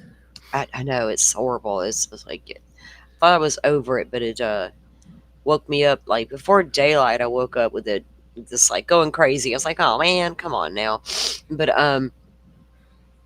it's going to be interesting because I do want to see the different takes from the different experts because that's what it's going to come down to me. You know, I know there's a lot of discrepancy about the tail light lens, when it was actually broken, how it got where it was in the yard, and I'm not trusting all that shit. It's from the prosecution story, No, right? I mean, Salty, like, for goodness sake, Chief Berkowitz, Kenny Berkowitz, who was legally blind, like he had terrible eyesight. He's now dearly departed. He passed away from, I believe, cancer in the last few months. But he happened to drive by, I think, 6 or 7 days after the murder, and happened to find one of the biggest piece of taillight. Come on now, you're telling me they didn't see? Come on now. There's so much reasonable doubt. This is wild. I do think the defense needs to be a little more So they suggestive literally in their didn't question. find that biggest piece until like a couple of days later. Yeah, I mean the leaf blowers didn't show up any Didn't of even the red show. taillight pieces, but they did find that piece of cocktail glass in the snow. Oh, The isn't that clear broken. curious? You can Isn't find that? the But clear glass, right? But right, you and then can't find the red after they had tail the light. vehicle in the Sally Port sus, like the inverted video with Buchanan and Proctor hovering around the actual side of the vehicle where the cracked taillight was, and then suddenly there's 45 pieces of taillight found days after the event by various people who were told to drive on by past the crime scene on their way to work in case they saw something, And and then collect what they saw and then not check that shit into evidence until no, it's there's so much. yeah, that's a huge problem. If you want me as a juror to get there, that's huge because you don't random people can go riding by and oh look, now we're finding stuff. Now the snow's melting. We're finally finding the evidence. Yeah, and it's not You're telling a perfect right? chain You're of telling me that custody thing. no. And it wasn't like CSI went out there and find it. It's just randos riding Yeah, by. even that, the team that went out to the scene were CERT. They're an emergency response team, not a CSI team. And they were told to hold off until just before dark the afternoon or evening of like, so this had happened, whatever happened, the crime scene was first light on the 29th of January. CERT were told to hold off until 5 p.m. before they went out there, so they would be doing their not even CSI evidence collection, but their emergency response team that's supposed to be looking for searches for people, not evidence, but in the dusk light at the end of a blizzard. Like, wild. It's wild. There's so much here. Lol, truth So exposed. much. You're Truth, truth. Are you like our own little community troll here? I mean, we. I think I could come to love you, truth exposed. I think I'm I'm warming saying, to right? you. Right. We feel some kind of way about you, Truth. You do come in and bring it. You push back. It's all good. Um, do we really sound like those interrogators? We don't. We don't use the read technique around I was here. about to say, is this read technique? Yikes! I never thought I'd be accused of it, but apparently I am. Apparently I'm Holman. Oh my God, is Holman a real cop? No, it's Miss Shorty. The perfect disguise. They'll never guess it. I need to make up some fake Google searches and send them on over to somebody's DM. Maybe she'll run with them. Okay, so we're Yes, Stop and Shop bags, Andy Rose. Exactly. They used a Stop and Shop bag that was not even a new Stop and Shop bag. It was a used one to Yeah. put the red Solo cups in with Officer How do John we O'Keefe know scooped that? up. Okay, so I'm assuming their red Solo cups were leftovers from the party and not used No, ones, no. right? Or Actually, where did they even come from? They go to the they store and buy went. 'em? No, one of the, I think it was Lanka or Good, one of the Canton PD officers went across to the deputy chief's house, Kelleher, across the road, and asked if he had any cups that they could use to scoop up the snow to collect what they thought was. Wait. There happened to be True. another cop that lived across the street, and they went over and borrowed it. Salty, Oh. yes, and his ring camera, his home surveillance system didn't show anything. He didn't give over that footage. He just said, "Nope, there was nothing there to see. Nothing. Oops, no, sorry." You don't get. Yep. They didn't. So you, as the homeowner, get to tell the cops, "There's nothing on my ring camera footage," and they're like, "Okay, peace out." Yep. No, And you need to review it yourself. Yep, and also even the collection of that the few specks of Officer John O'Keefe's blood in the snow, the autopsy shows that he lost almost 3 liters of blood or whatever you guys use in the States. I think it was liters. A huge portion of the blood from his blood was no longer in his body, and it certainly wasn't in the snow. So if he was hit by Karen's Lexus, by Karen driving, or by any vehicle, let's be honest, or even if he fell over and cracked the back of his head on the frozen ground, lol, where's the blood? Where's the blood? The McAlberts had their basement floor ripped I off was just and gonna say, replaced. and it was Right, relatively new too, so it wasn't like an old flooring. That's So what I thought, Firefly. It wasn't like it was, oh my God, this is disgusting, old floor, we need to get a remodel. It was not like a pressing thing, right? And they got rid of Chloe, correct? yep, Correct, and Rehome. yes, and they the bulkhead doors from the basement out to the yard were completely replaced. And when Alan Jackson showed Brian Albert that footage that the defense team went in after the Alberts had sold 34 Fairview to they had permission from the new owners to go in and do a filming with a video camera around the house, and so were able to see things. And when they showed that footage to Brian Albert on the stand, he was confused because it seemed to be his basement, but the bulkhead doors were different. So why did they replace the doors out into the yard, which coincidentally a beeline from those bulkhead doors to the gate which led out onto the front lawn, exactly where the Ford Edge was parked at 2:30 in the morning? Was there blood spatter on the wood, maybe? And these are Well, cops. exactly. A cleanup would Yep. still leave traces behind. Well, Coco Albert, Nicole Albert loves cleaning, and she says on the stand she was there cleaning after the party, cleaning. Wonder what she was cleaning. God. Yeah, but there was never any search warrant issued because apparently, according to Lieutenant Gallagher, there was no probable cause to search that house. I'm sorry, if anybody, let alone a police officer, is found dead on the lawn of any home, as if it wasn't a Boston PD and if it wasn't Brian Albert, King of Canton, whose home it was, as if there's no probable cause. I'm sorry. Why? I'm sorry, you find the dead body on my lawn, you might be wanting to come in my house and search around. What makes me different than the cops? Well, like in Michael Proctor's text exchange with his buddies, so I guess the homeowner is going to cop some shit too, and Proctor says nope, because he's a Boston cop too. And I can't believe none of these cops, even going across the street and gathering up some solo cups, not one of them said, "Hey, you know what? This might not be a good idea. Let's get Well, CSI on down here and see what they think is the best way to protocol to handle this." Like that's their jam, right? and right. So police cruisers have evidence. They have evidence collection stuff Right, in their right, cruiser, right? And the Canton PD was like 5 to 7 minutes tops down the road, that they could have gone back to the station, to the police department, and gotten the appropriate collection tools if they weren't in those cruisers to go and collect the blood stained, spattered snow. There's so much stuff. It's wild to me that the jury, which makes me wonder about that foreperson, right? So do you Yeah. guys know of anything specific that was brought in last time that can't be brought in now, or vice versa? Have you is there anything like that going on?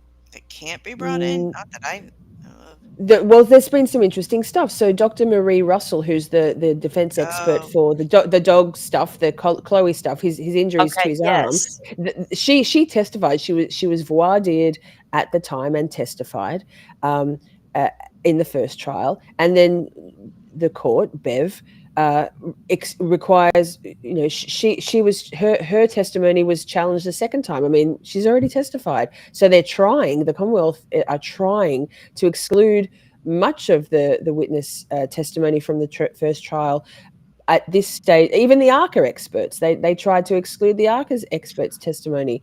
That's what all those motions with all that Yes. skullduggery about the payment The and stuff. recent stuff, right? They were recently holding hearings on that. it made me so Bree has a mad good that they point. tried to discredit Dr. Russell because she's got so many Yes. years experience, and they're trying to say, "Oh, well, you don't have experience with dog bites, or you're not a dog bite expert and all this stuff." She worked in the ER. She's medical examiner. Like, I mean, if you get bit by a dog, who do you She's go? probably seen a lot of dog bites. Oh yeah. Well, she has. She was a medical examiner, and head of the emergency department in LA. Like she's and pattern recognition and dog bites were her special interest, I guess. So but then they're bringing in a dog. They being the Commonwealth, bringing in a behavior trainer. Not no shade on dog trainers and dog behavior, but Right. he hasn't ever treated, and he's been allowed with far. Bev's ruling on that was like a few sentences versus her querying of the illustrious Dr. Marie Russell, who you could not find a more appropriate lot of evidence than Dr. Marie Russell. It's just wild. Yes, motion to screen.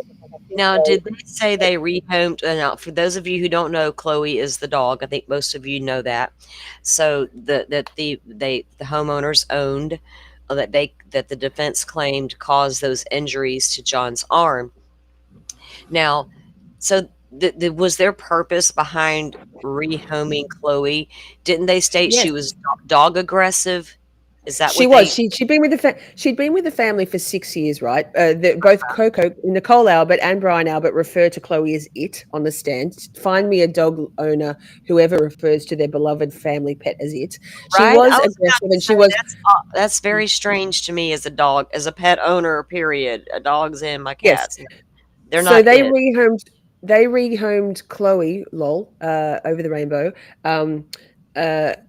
At a couple of days after that, where you showed that chalk, that demonstrative of that Liza Little was holding up in that pre-trial motions hearing, Chloe was rehomed just days after that being brought in as evidence that Wow. so the timing on all of this, it's Right. consciousness guilt. So it wasn't immediately after the crime. It was sort of 6 months or Once so they after. began to talk about dog bites Yeah, and yeah, scratches, now we got to get yeah, rid of this dog. yeah. It's highly suspicious. I've raised dogs all my life. I raised pit bulls. My one that I had was 13 years old. Very, very friendly dog. my best guard dog ever. She would fight to her death over me or my children. She genuinely liked people. There was one or two people she didn't like, and I trusted her instincts.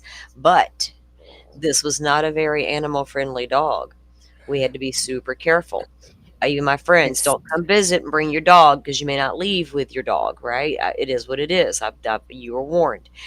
But then my next dog, she was like 14 when she passed, and she was a boxer pit mix. Total opposite. She was very protective over me, went through a lot of stuff with me, but she was nowhere near being dog aggressive, right? She was a very submissive dog. But if you got a dog that's aggressive toward other dogs, a lot of times, like my dog that was aggressive toward dogs, if the kids began to play fight, right, or some rough housing took place, she didn't like it. She didn't know what to do. Like even with my nephews were over, I had to go in the living room one day. I'm like, no, that's enough, guys, stop it. Because what she was doing was she was biting at my son, trying to pull him away from what she intended to be harm or perceived to be harm, right? And I didn't want her to get to a level where she might try to bite them, thinking they were trying to hurt him. So a dog can absolutely jump in at any given time, especially if two people are in a fight, if they think they're protecting or their owner or need to protect. Yes. Just sicking the dog. It wasn't like they just had to sick the dog on him. A fight or an argument could have ensued between him and the Absolutely. homeowner, and the dog reacted, right? Absolutely. So, what I believe was happening, again, this is just my speculation, is Mhm. that Brian Higgins and Brian Albert were in the basement and waiting for John. John came in and came down the stairs. Chloe was down there with them. I believe Brian Albert was holding Chloe on a leash, and Brian Higgins started the fight with John, or however the fight ensued. This is all my Right. speculation. And that Brian Higgins, as the owner, was trying to hold Chloe back, but wasn't able to because she was, you know, averse to strangers, and only people who were familiar with Chloe were welcome in the home. And Chloe just went there, and so that's what I think kind of happened with Chloe. But that's just my opinion. Yeah. So you bring up Higgins. Now, Higgins is also an officer, correct? He's an ATP, a federal ATF agent, ATP, right? yeah, ATF. So was he present at the bar that night with the drink Yes, he was. Yes, prior so, to so going to the party at the house? yes, Now, yes. were there apparently some text Excuse me. messages exchanged between he and Karen Reed, some like flirty text? Yeah, yeah. So Or the speculation is that the beef was Higgins with John. So Brian Higgins with John O'Keefe because Higgins had been ghosted by Karen. There was 10 days between their last text communication, and the text just so cringy. We've reviewed them in my on my channel a lot, and we all kind of feel like Karen was just trying to feel like she was still had market, just checking her market value, because John wasn't necessarily at that point the most loving or kind boyfriend. I think their relationship had probably run its right, um, so Brian Higgins says there's the waterfall bar of Brian and Brian, the two Brians grab ass and play fighting and doing fighting stance stuff. And at the very end, when they're all leaving the bar, Higgins points over to Officer John O'Keefe, who's standing over near one of the high top tables with that little rocks glass, cocktail glass, or drinking, sipping, and Higgins points over at John, and basically indicates, let's fucking go. Excuse my language. And John, you can see John kind of shapes up a little and kind of shakes his shoulders. The body language is undeniable. And then Higgins sends John texts saying, "Are you coming?" with like 3 or 4 or 5 question marks after they've left the waterfall bar. And Higgins was at the house and then went to the Canton PD where his office was, even though he was I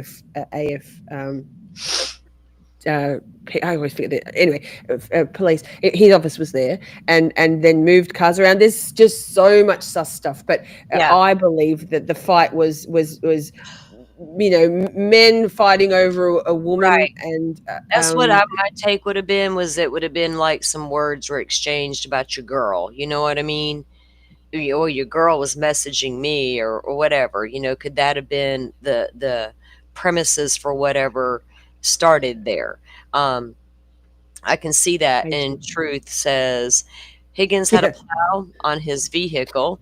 Why would cops kill one of their own and just dump him on the front yard instead of using the vehicle to go dump somewhere else? Well, that's a good question. Okay, so I believe what they were going to do was just put him on the front lawn and say that the actual plow, Frankenstein, the Mhm. Department of Public Works plow driven by Lucky Lochran, hit him, and oh dear, that's a shame. What a tragedy. Yeah, I don't think they were thinking about a massive murder and cover up. I don't think this was an intentional homicide. I think that a fight ensued. It happened very quickly, yeah, 10, 15 seconds, and suddenly they're left with a man bleeding out on the basement floor, and they've all been drinking all day. panic. Higgins and Albert went to New York City for a funeral of a fallen police officer that day. They'd been drinking all day and all night. There's that, and Brian Albert has beaten on colleagues, other police officers, to the point of the same looking injuries as Officer John O'Keefe's face had, black and blue, both eyes bulging, black blue eyes, and so this wasn't, I don't think, a crazy cover up. They just were going to play it off as being a tragic accident, but then everything happened, like I said before. Yeah, it But then snowballed on them, right?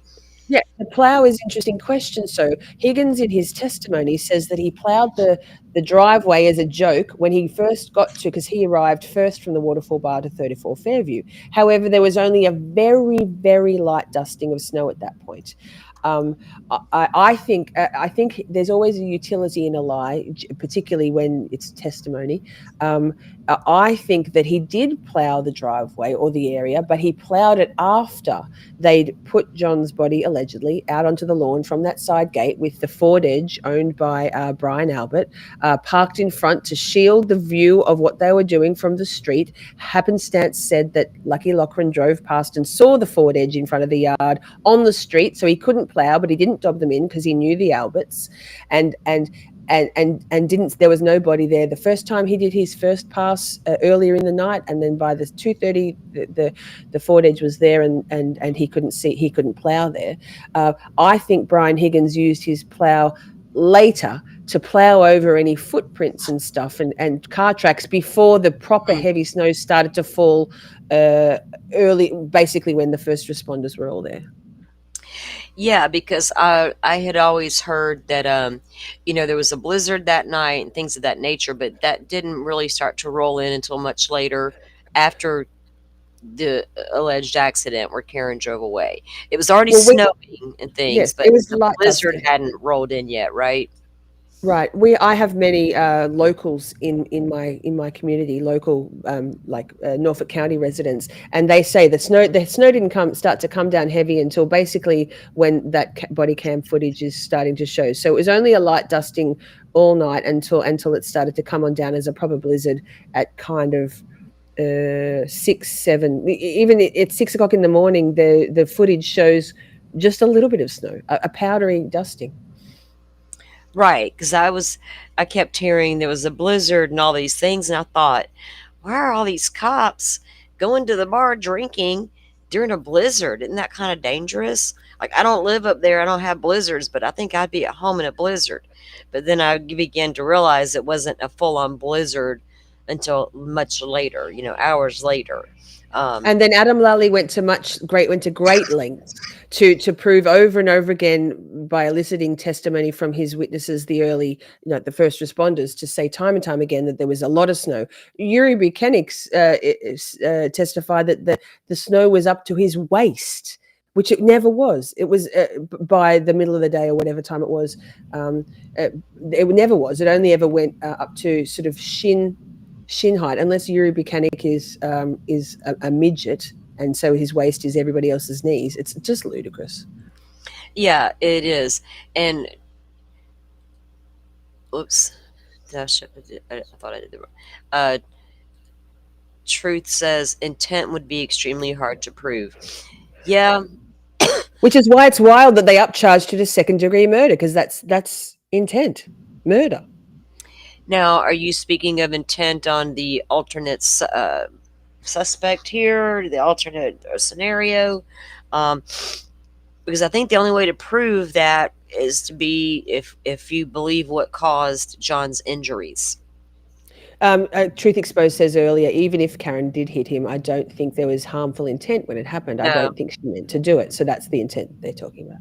Yeah, yeah. I don't think if she did it, I don't think she intended to do it either. Even with her making those statements, did I hit him? Could I have hit him? I think that's a natural reaction. If you Well, don't because know, she was very drunk. She was very it's drunk. They were all very drunk. right. So she was trying to And, work through her mind in the exactly. frenetic, the panic Some, of that morning, like finding her boyfriend's body on the lawn, cold and basically dead. and well, some They of couldn't us cook. think out loud. You know what I mean? Where Mm, you think out loud. You're working through it. You're talking. You're trying to make it make sense when you don't know what happened. Um, exactly. So I can totally understand her making statements like that. I never thought anything nefarious about that, honestly. Um, When you listen to the body cam footage and Karen dropped her phone, she was calling John at the time when they yeah, pulled up to 34 Fairview and left her and got his voicemail and didn't hang up the phone when she raced out of the car to John's body. And you can hear her. It's chilling. It's her panic, her distress is very real. And everybody else there, Jennifer McCabe, Kerry Roberts. Were cool, calm, and collected, like they weren't surprised at all. And I'm sorry, Jennifer McCabe claims that she loved John, and he was our friend. We loved him. I mean, we all believe that Jennifer McCabe had a mad crush on John, like every other woman in the town. He was a catch. yeah, Uh, and so Karen's is the only genuine shock and horror response, and it's caught in her, so her open mic, her phone line that was left open when Jennifer McCabe's making the 911 call, and she says there's a guy on the lawn. She doesn't even say a fallen Boston police officer. She doesn't say our friend John. She doesn't say John. She says there's a guy on the lawn, and in the background you can hear Karen going, Kerry, like losing her ever loving mind. yeah. There's so much, Salty. That's a There's so strange much. reaction for them. It's like they had a little more time to sit with it than maybe Karen did, or did they just not care and have feeling where No, they they knew. react to, They right? knew exactly. Well, Right. to my mind, the only reason you would be that uh, collected in that moment would be if you knew he was there. And now Truth Exposed said, but she knew exactly where he was lying in the yard, even though he was covered up in snow. He wasn't covered up in snow. There was a light dusting of snow at that point.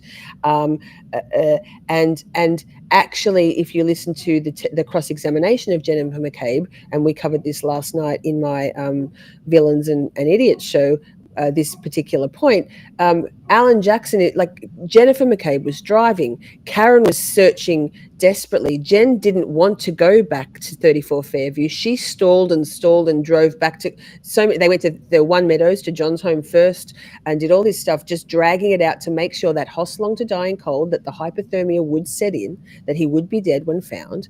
And then they pulled up, and the only reason she stopped because Karen was frantically searching and jumped out of the car when they passed 34 Fairview. So I pushed back on that, Truth Exposed, and my husband passed away 22 years ago, and not from anything nefarious. He had a ruptured cerebral aneurysm. But let's Miss just Shorty. consider that Karen, if Karen is an empath and was panicking and freaking out, and she's searching madly, perhaps there was even some sort of connection where she not knew because she left him there, but knew because sometimes people just know things, myself included. There are some things you just know. Particularly, I knew my husband was dead when he died, at the moment he died, because I felt it. Miss Shorty, Right? it's my daughter passed away 20 years ago at the age of 16 from the same thing. Mm. And I'm so sorry. right? Thank you. Yeah. And I'm sorry for your loss as well. We both have had a long time to sit with it, obviously. Mm. You said 22 years ago?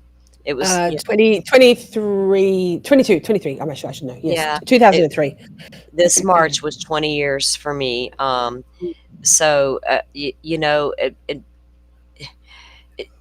don't know, people, we all can bring different aspects into a case, from our own experiences and tie things in. Um, so we all have something to offer, I think. And some of our life, and when jurors go into a courtroom, guess what they're doing? They're bringing their life experiences in there with them, Right. their reasonables and their norms and things of that nature. And you do apply that. And, I heard someone mention a while back, I think we were talking about the dog and the Idaho 4 situation, and it was somebody else's channel, and they were commenting about me, and they're like, "Who is that?" Oh, someone who thinks they know. All we were talking about, it was literally talked about on my channel with that person, was the differences in dog behavior based on our all individual experiences with our dogs, right? Nobody was saying, we're all right when you're all wrong. It was just, an experience, everybody giving a little bit of their own experience in there. Um, but Karen, just, you're right though.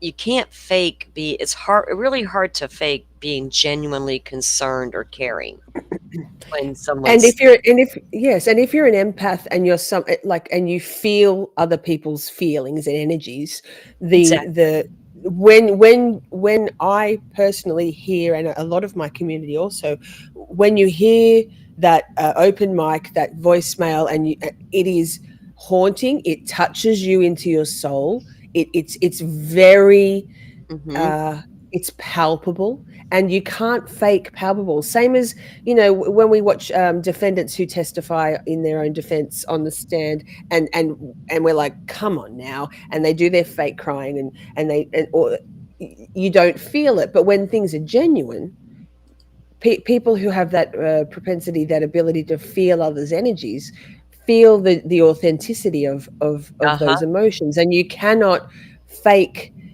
genuine emotion. And so that's why I push back on saying that Karen was play acting, who I believe was role playing, and very indicative of their understanding of what was already there, i.e. yeah John's body, is Jennifer McCabe. And yes let's also remember that if Karen was screaming that loud, whether it was genuine or not, the lawn on 34 Fairview is a very small lawn. The pictures, it's not a vast expanse. The right bedroom of Brian and Nicole Albert is right there. There are sirens and flashing lights, and Karen wailing. That none of them came out of the house, as not as just general citizens, but also as first responders with a mandatory obligation to come in and make sure that that in people itself are is outside. odd. That's a big Yeah. red flag right there, Yes, right? that and the pictures of John's arm with my two. This is very sus. Those were my two key indicia that Yeah, there's more to this. yeah, I'm really interested to hear a lot from the experts that are going to weigh in on the injuries, and the tail light lens stuff, because it sounds to me like that's really all they have is the injuries to the Mm. body and this broken taillight pieces, that they're trying to claim were busted once she hit him. But I know there's a discrepancy with that too, with the Sally Port. Wait, wasn't she allegedly backing out of the garage and bumped? Because I saw that video, right? Yeah, Didn't she and bump yeah, I John's mean, car? yes, and you can see his car move very slightly, Yeah, and polycarbonate doesn't shatter like that without an extreme amount of force, and so if we're saying that right. extreme occurred on Officer John O'Keefe's body, then where's the bruising? Because the force required to break polycarbonate uh, Uh-huh. is is is is is is is massive. And then also, there are people have broken down and scrutinized the ring camera footage from One Meadows, from John's house, and Karen's taillight has a tiny little piece missing, which I believe fell into the casing, And that's the one piece of taillight that when they reconstructed, when they put it back together, Christine Hanley, I think her name was, that forensic specialist, reconstructed all the pieces that were found in the days after the incident, the murder. The one piece that wasn't able to be put back is the top left piece that in the ring camera footage from John's place, you can see that little gap, the white gap with the red casing, or sorry, the red polycarbonate all around it. So it's very sus. There's a lot of things there. Because if you look at the actual evidence they have against her, which it doesn't seem to be a ton. I mean, there's nothing like showing. Excuse me. Excuse me. Yeah, Sorry.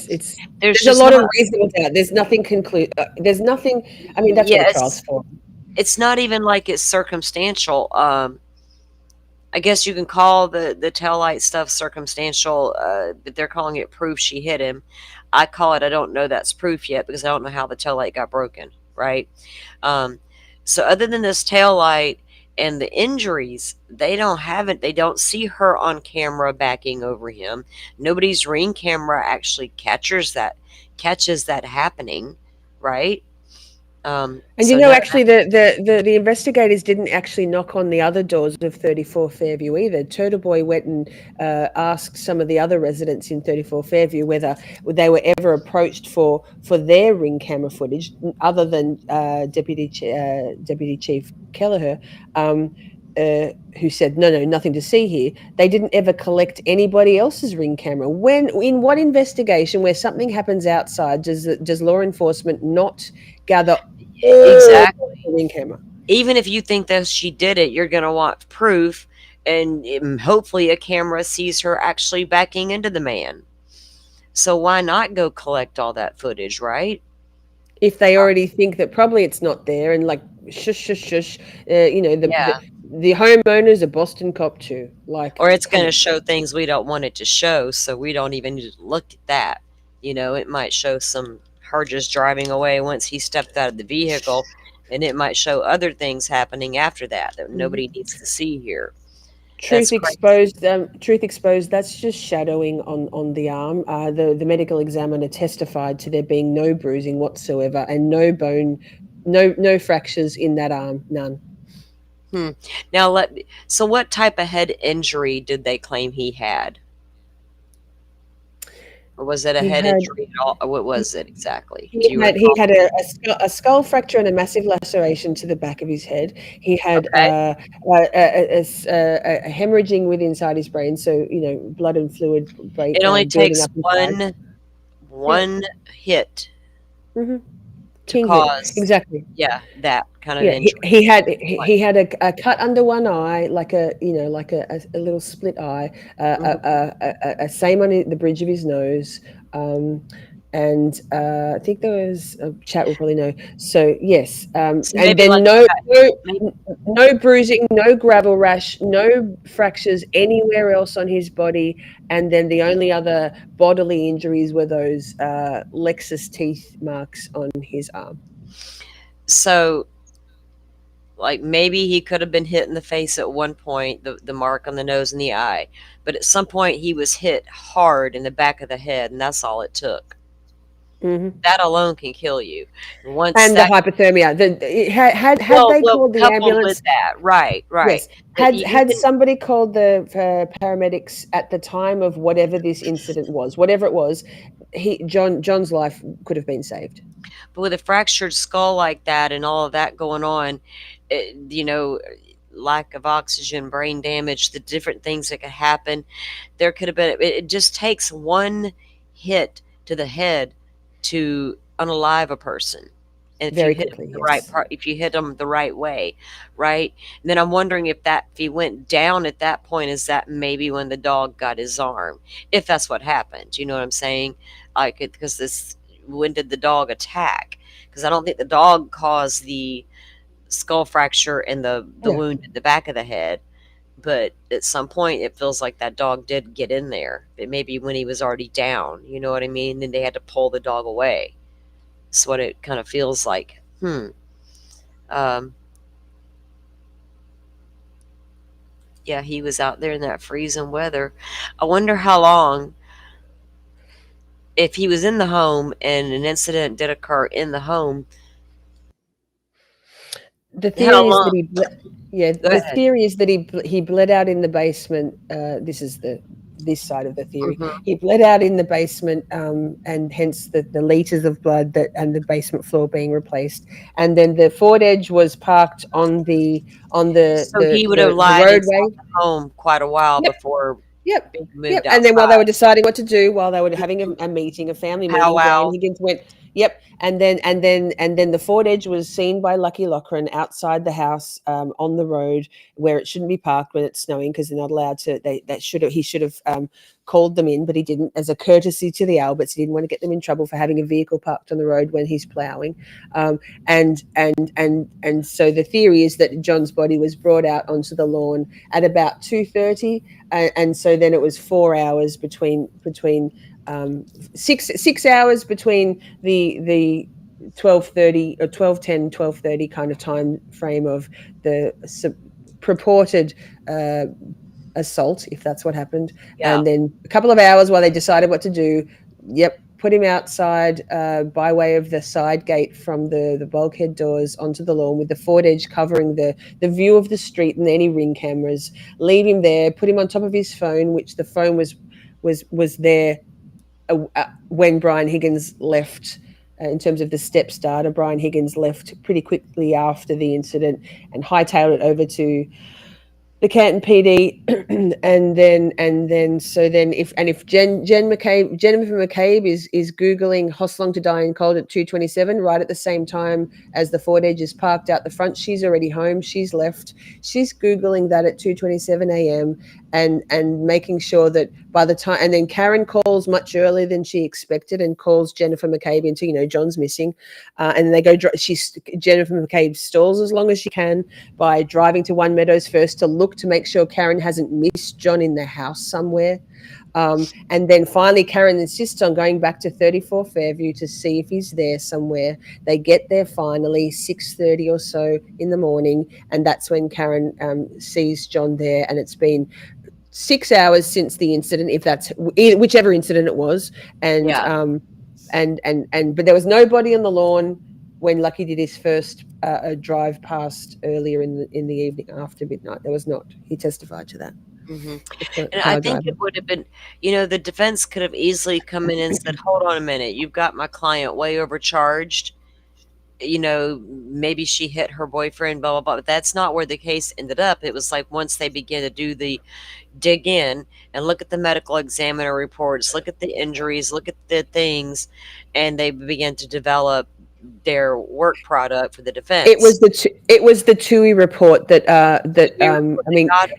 Okay. yeah, but also Karen in her first arrest Now, said to be clear, a she TUI request is what you do for like FBI when you need to yeah. get receipts TUI, or no, it wasn't a documents. request. TUI handed over all TUI.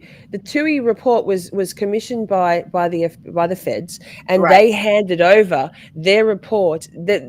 The defense team didn't know there was an investigation going on until the feds found so much concerning stuff in the integrity of the investigation and the Norfolk County's DA officers that they handed over that file, 3,000 odd pages, to the defense and said, we think you need to have a look at this. There's shit in Wow. here. Yes, that's what happened, right? See, that's huge because the feds don't Yes. normally would go that No. route, right? Yeah. So like I wish they would do that in Delphi. But yeah, that's pretty huge to me. So I would love to have seen what was all in that 3,000 page report. Um, because I'm waiting to hear from these, because I don't know much about the experts. I watched a couple of snippets of them testifying before, but not a lot. And so I'm looking forward to hearing what they have to say, because I really want to hear from an actual medical doctors and what their take is on that. I know what I feel like I see, especially on the arm. I'm not buying busted up tail light lens did all that. It would have had to break up and just cut, cut, cut, cut. You know what I'm saying? It's like my mind can't picture that happening. Um, It's and I'm pretty good at visualizing. Yeah, that makes sense, and that don't make sense. But and if I'm to believe she backed over him, he had to have been bent over for her to get his head. Because otherwise, you're yeah, not going to explain to me how his head was injured at all if he was standing upright and she backed into his upper body. He didn't fall yep, and hit his head on frozen ground and cause that type of massive injury to his head, right? Fractured skull, right. even all that stuff. So there's a lot of questions there for sure. Um, You have to do some serious mental gymnastics and visual gymnastics to make that work. Kevin Lonergan from Yellow Cottage Tales, known as Plevin in these circles, uh-huh. suggested that John was bending over to tie his shoelaces and holding the cocktail glass. Trooper Yeah. Paul suggests that he flew through the air and did a spin in the air and landed 30 Mhm. feet from but it wasn't 30 feet from the impact, just based on Trooper Paul's calculations. Now, that And first still, guy you mentioned, he's like uh, pr- uh, pro prosecution. I think.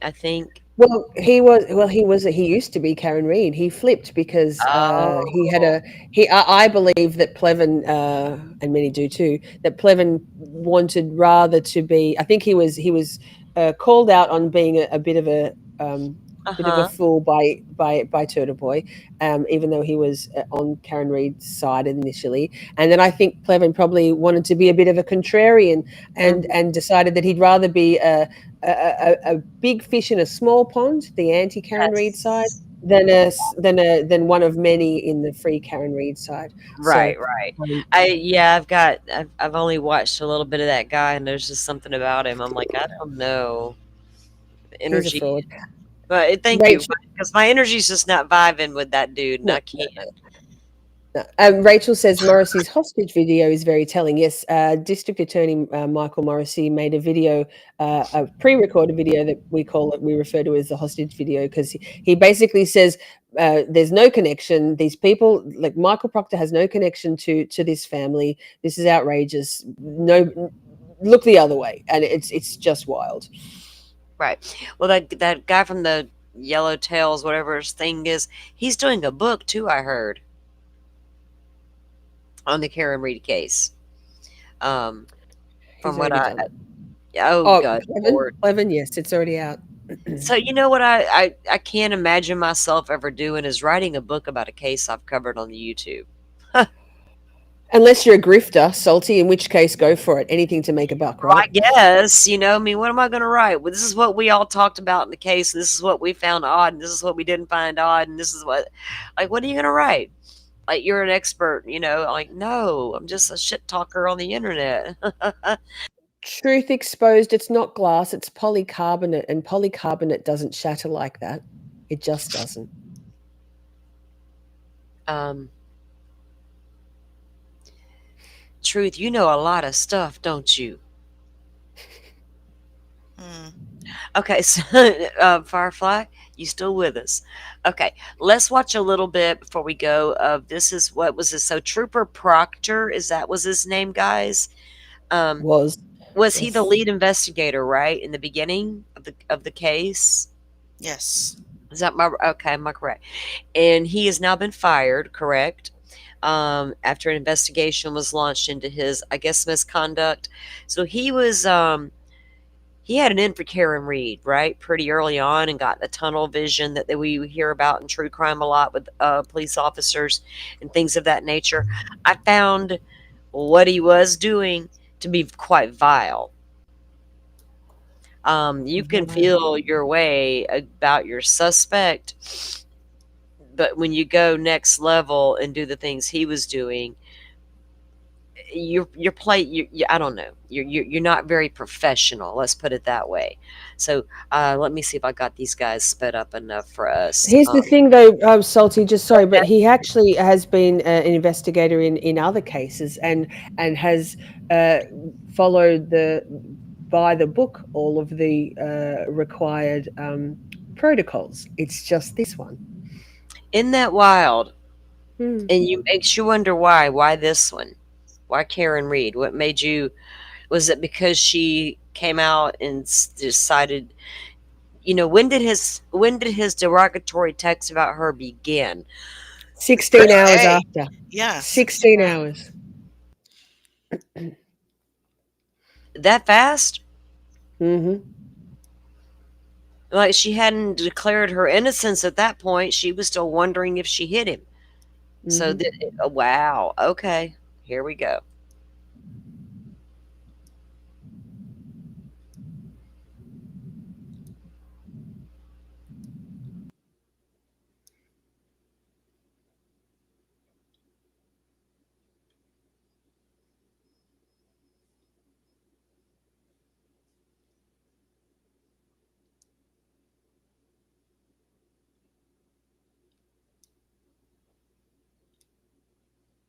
We've got no sound if you're playing.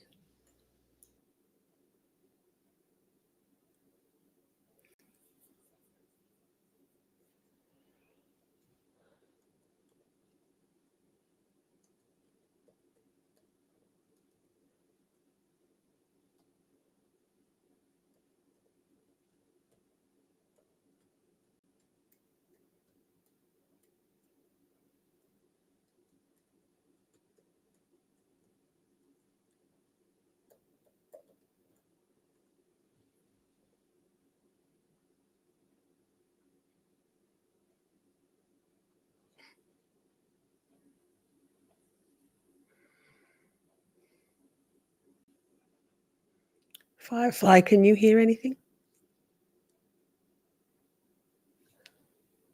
No, actually. Salty, you there? Did we lose you?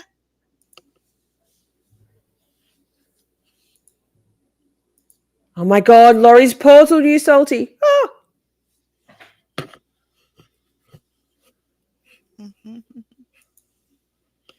What was she going to do? Play a video? Is that what she's trying to do? Rachel's onto something. Chad's portal, Chad and Laurie's portal. Ah, the storm.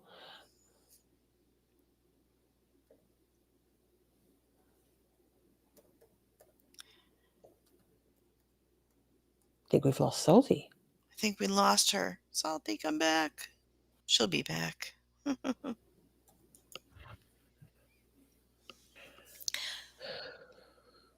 Well, anyways, back to that one question she was asking about what do you think they should focus on in the next trial? And I was Yes. going to say I wonder if they spent much too Sorry, long guys. on some of the witnesses, and then maybe Mm. because maybe they should concentrate more on the physics, because to me, prove the physics just shows that it's impossible that he got hit by a car.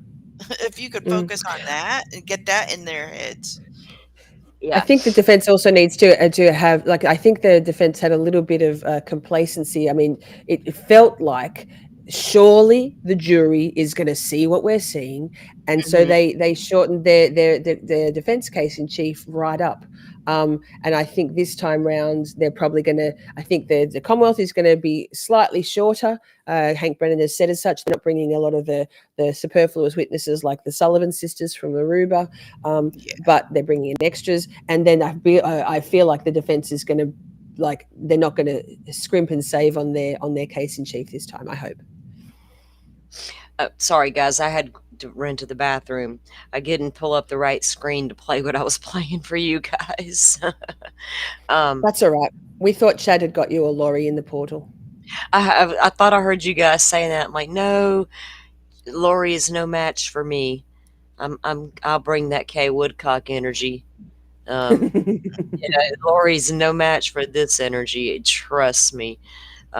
Oh my God, I'd have loved to have been in that courtroom. She'd have been shaking in her fucking shoes. Okay, so what this is Proctor testifying about those text messages and the things he said about Karen Reed. So I got this on high speed. The attorney here, which one is this one again? Alan Jackson. Jackson, Lori's attorney. Shit. Sorry, We're Karen. remembering. Karen's like, bitch, I got real attorneys. Right? Oh yeah. She's got some good ones too, I think. Okay, so this is Mr. Jackson cross-examining Proctor Trooper about the text messages and the things that he said about Karen Reed. And he talks kind of fast, but I do have it sped up. February 2nd, 2022. And a person by the name of Doc writes, "Is that chick a smoke?" Correct? Correct. Who's the chick? Miss Reed. And you write E-H, right? Yes. And then you write nutbag, as Chief would say, correct? Correct. Who's Chief? A friend of mine. Berkey. And then you write what? She's got a leaky balloon knot. Trooper Proctor, explain to the jurors what a balloon knot is. Fuck. You're essentially, I guess, your rectum area. Your anus? Yes. Yikes. Oh, I don't know what happened there. That's what you were referring to about Miss Reed? Yes. And you were making fun of her because you believed at that time that it leaked? That's how you were treating Miss Reed? Yes or no? Yes. Karen's like, answering, motherfucker. And you followed that up just to make sure you cleared up any mistake about what you meant. What's the matter with you, internet? There's nobody here but me on the shit. It's only on stop and go. With leaks poo, correct? Objection. All right, so I'm going to strike that. You can get this in, but do it the right way, Mr. Jackson. You followed that up with the phrase leaks poo, didn't you? I did. Again, another reference to Miss Reed's medical issues and medical conditions, correct? Correct. Specifically focused on her anus, correct? In reference, yes.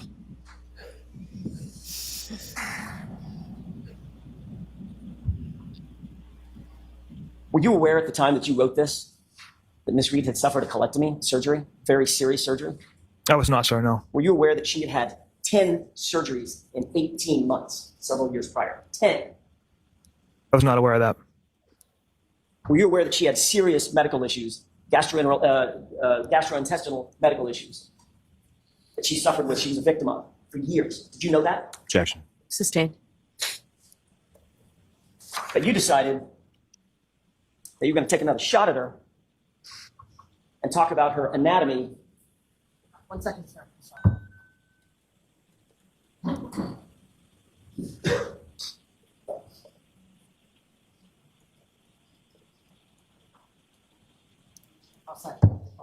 I'm sorry. You decided that you were going to take another shot at her and talk about her anatomy as a balloon knot, correct? Objection. Sustained. At this point, Trooper Proctor, Miss Reed was just reduced to a punchline to you, wasn't she? Objection. Sustained. Well, you weren't done yet. This chat doesn't end yet, does it? No, sir. Let's skip to 2543.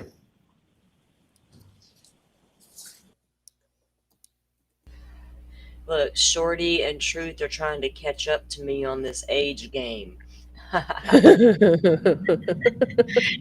It's so cool. Your birthday is July 4th. My daughter's was July 9th. So, you know what, girls? Turning 30 didn't bother me. Nope. It didn't faze me at all. Turning 40, I felt great, and I had a baby. I was pregnant at 39, and at 40, I had a newborn baby, and I felt wonderful. I got a birthday coming up, and I'm getting closer to 60 than I'd like to be, but I don't feel like I'm 60. You know what I mean? I don't feel that age. I've never let that number bother me or society tell me I'm supposed to feel a certain way because I'm turning a certain age. I'm just like, fuck it, bring it on. I'm ready. No, I feel pretty amazing. I feel pretty amazing. And I've just started with the hot flashes in about the last few weeks, and I'm that's not not even sure if I ever had them. You know, I mean, I know I did experience them for a little while, but they weren't like horrendous to the point where it was just like life changing or altering. And then it went away, and I've never really had to deal with anything like horrible with that. Thank God, because I know a lot of women do go through it. But you know, it's just a number. I feel great. I rarely think about my age. The other day I had to stop and think, how old am I about to be? have to call my two sisters. Be like, how old are y'all again? Because I'm the oldest. So, but you know what? My analytics and my YouTube tell me that my audience is me, right? Yes. Women my age, women who don't mind the cussing. We're all, and we appreciate all of you being here. Um, Let us know when your birthdays are. Come in on your birthdays so we can wish you happy birthday and all the good things, and uh, have fun with each other as well.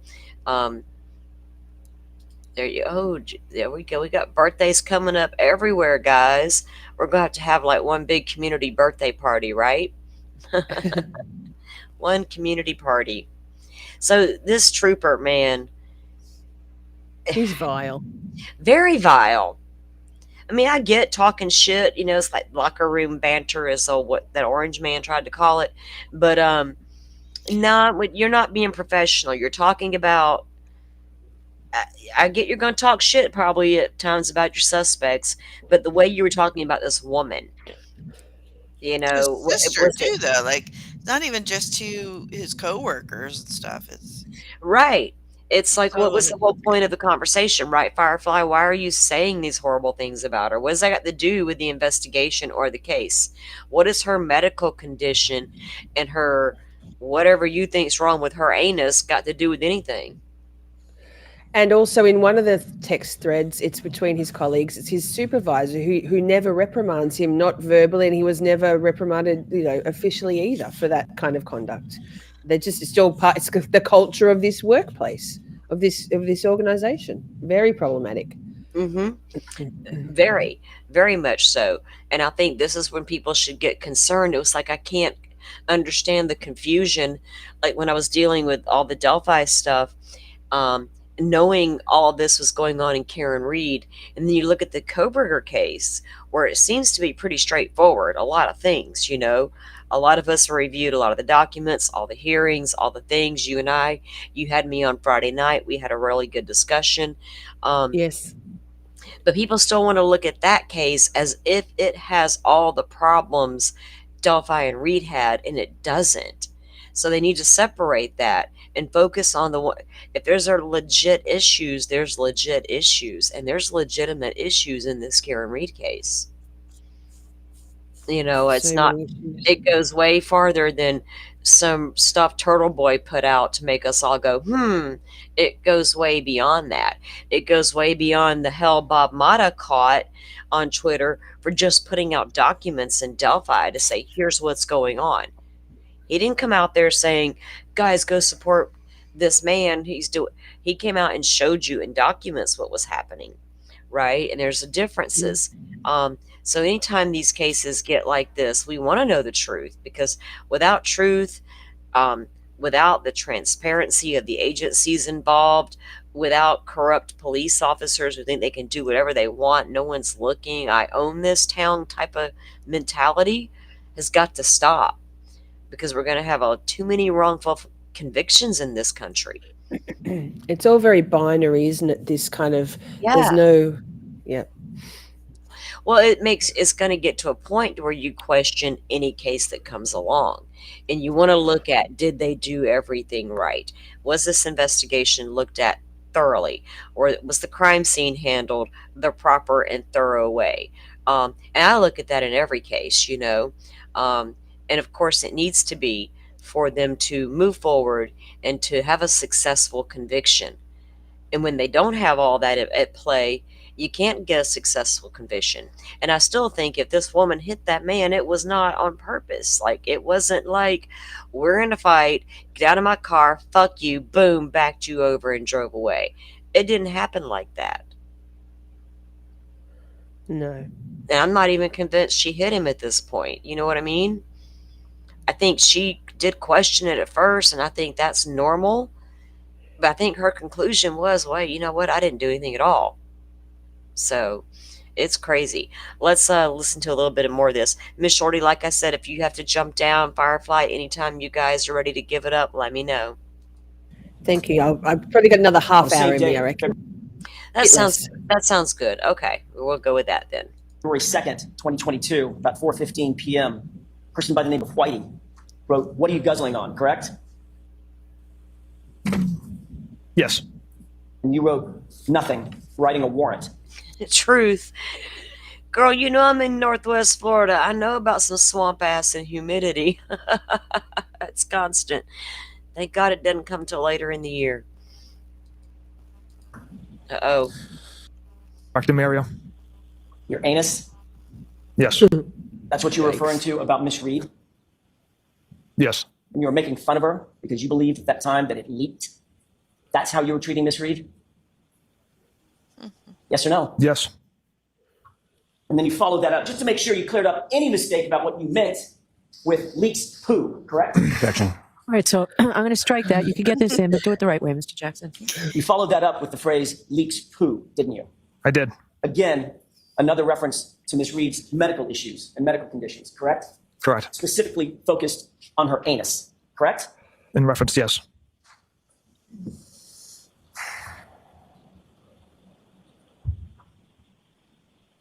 Were you aware at the time that you wrote this that Miss Reed had suffered a colectomy surgery, very serious surgery? I was not, sir, no. Were you aware that she had had 10 surgeries in 18 months, several years prior? 10. I was not aware of that. Were you aware that she had serious medical issues, gastrointestinal medical issues that she suffered, what she was a victim of for years? Did you know that? Objection. Sustained. But you decided that you're going to take another shot at her and talk about her anatomy. 1 second, sir.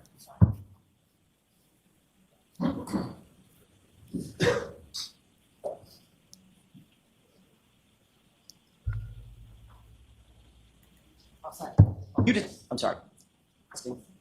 You decided that you were going to take another shot at her and talk about her anatomy as a balloon knot, correct? Objection. Sustained. At this point, Trooper Proctor, Miss Reed was just reduced to a punchline to you, wasn't she? Objection. Sustained. Well, you weren't done yet. This chat doesn't end yet, does it? No, sir. Let's skip to 2543. On the same date, February 2nd, 2022, about 4:15 p.m., a person by the name of Whitey wrote, "What are you guzzling on?" Correct? Yes. And you wrote nothing, writing a warrant. Is that right? Correct. Whitey then shares some sort of a video, correct? Yes. You remember that video being of the 1980s band Warrant? I don't recall the video he sent. 0095 laughed and then wrote, "Wait, why does her asshole leak?" Correct? Yes, that's what he wrote. And then what did Doc write in The fuck are these guys doing? Ah. response to that? Objection, Your Honor.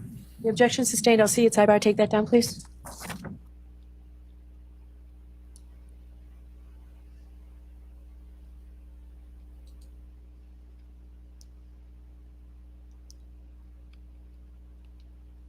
Right? Carla, this dude.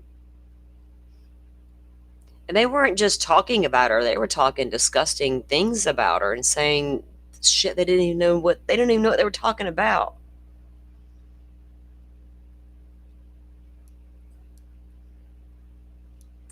So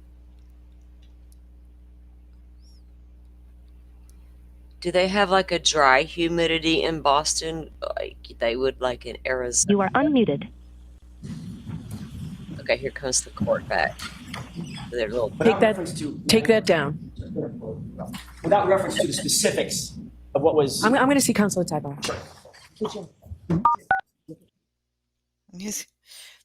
They don't want them to know what he says. I don't know. It's crazy. Isn't it crazy? I mean, because he made Those are himself, his words. Those are his words. yeah, You know? made himself look so fucking bad, right? Would be ashamed if that was my husband up there, right? Life art is so repulsive. It's one thing to say, I don't believe this bitch, she's lying, I'm gonna get her, whatever, you know. but to go into these details about her leaking and these, my God. And Salty, the question there goes to how did he know this stuff 16 hours after the crime? Who told him? I'll tell you who told him. Jennifer McCabe. Oh, wow. And why would she even bring all that up? Because she's a bitch. Because she just wanted to shame Karen, and she wanted to. She knew. I believe she knew the kind of guy Proctor was, and she thought, I'll tell him all the vile stuff, and he'll get on it. Yep. Trooper Proctor, without getting to the specifics of the words used in the following, in the next exchange that you're looking at, it's fair to say that your high school buddies then continue to discuss Miss Reed's medical issues, correct? Objection. That's sustained. Come on, Mr. Jackson. That isn't what you said you'd ask. Go ahead and ask the question you said you'd ask. Go, AJ. Was there a continued discussion that finished on this subject matter? Yes. On Monday, you indicated that your conduct in this case, and specifically your conduct as reflected in these messages, how did you put it? It did not affect the integrity of the investigation, of your investigation, correct? That's what you said to the jurors. Lol. Correct. Lol. Do you know what the definition of integrity is? Doing the right thing when no one's looking. It means the quality of being honest and having strong moral principles, correct? Objection. Sustained. Do you believe that integrity means being honest and having strong moral principles? Yeah, I believe that's part of it as well. Do you stand by that testimony that you were showing strong moral principles in this investigation, sir? In the investigation part, absolutely. Through these text messages, absolutely not. They were juvenile and regrettable. When you say they're juvenile and regrettable, it sounds like you're almost apologizing to the jury for your conduct. Is that what you're doing? For those text. Objection. Sustained. Trooper Proctor, have you ever apologized to Miss Reed? Objection. Sustained.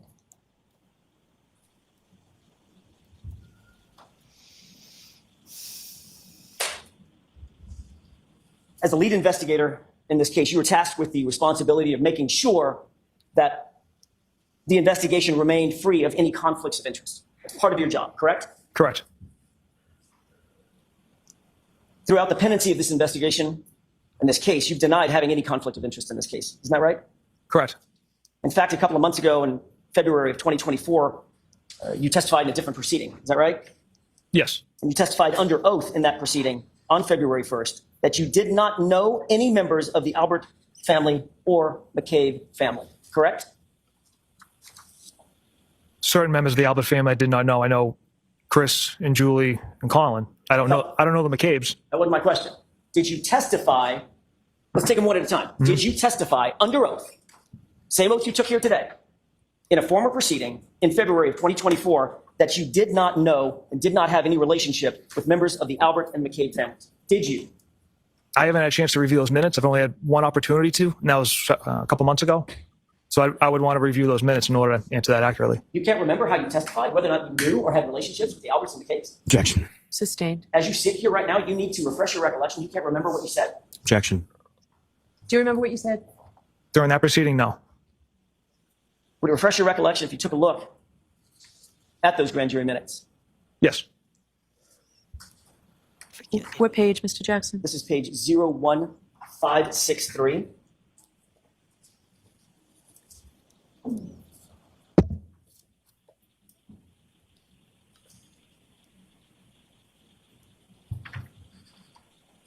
Tell me I have just a moment, Your Honor. Yes.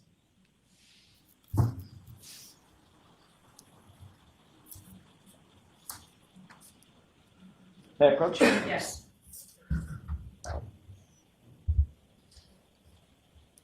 If you'd review that and look up when you're finished.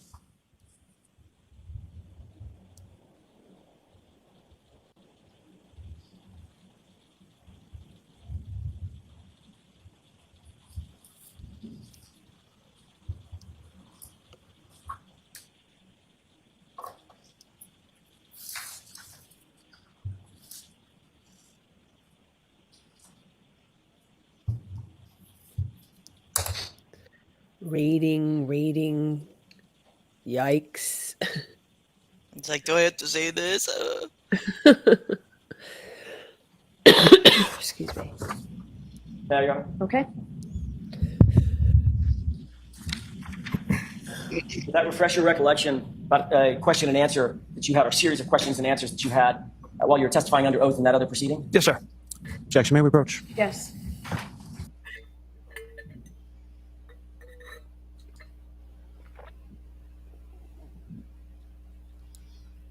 That's why we like doing it together, Rachel, so we can all process and scream together.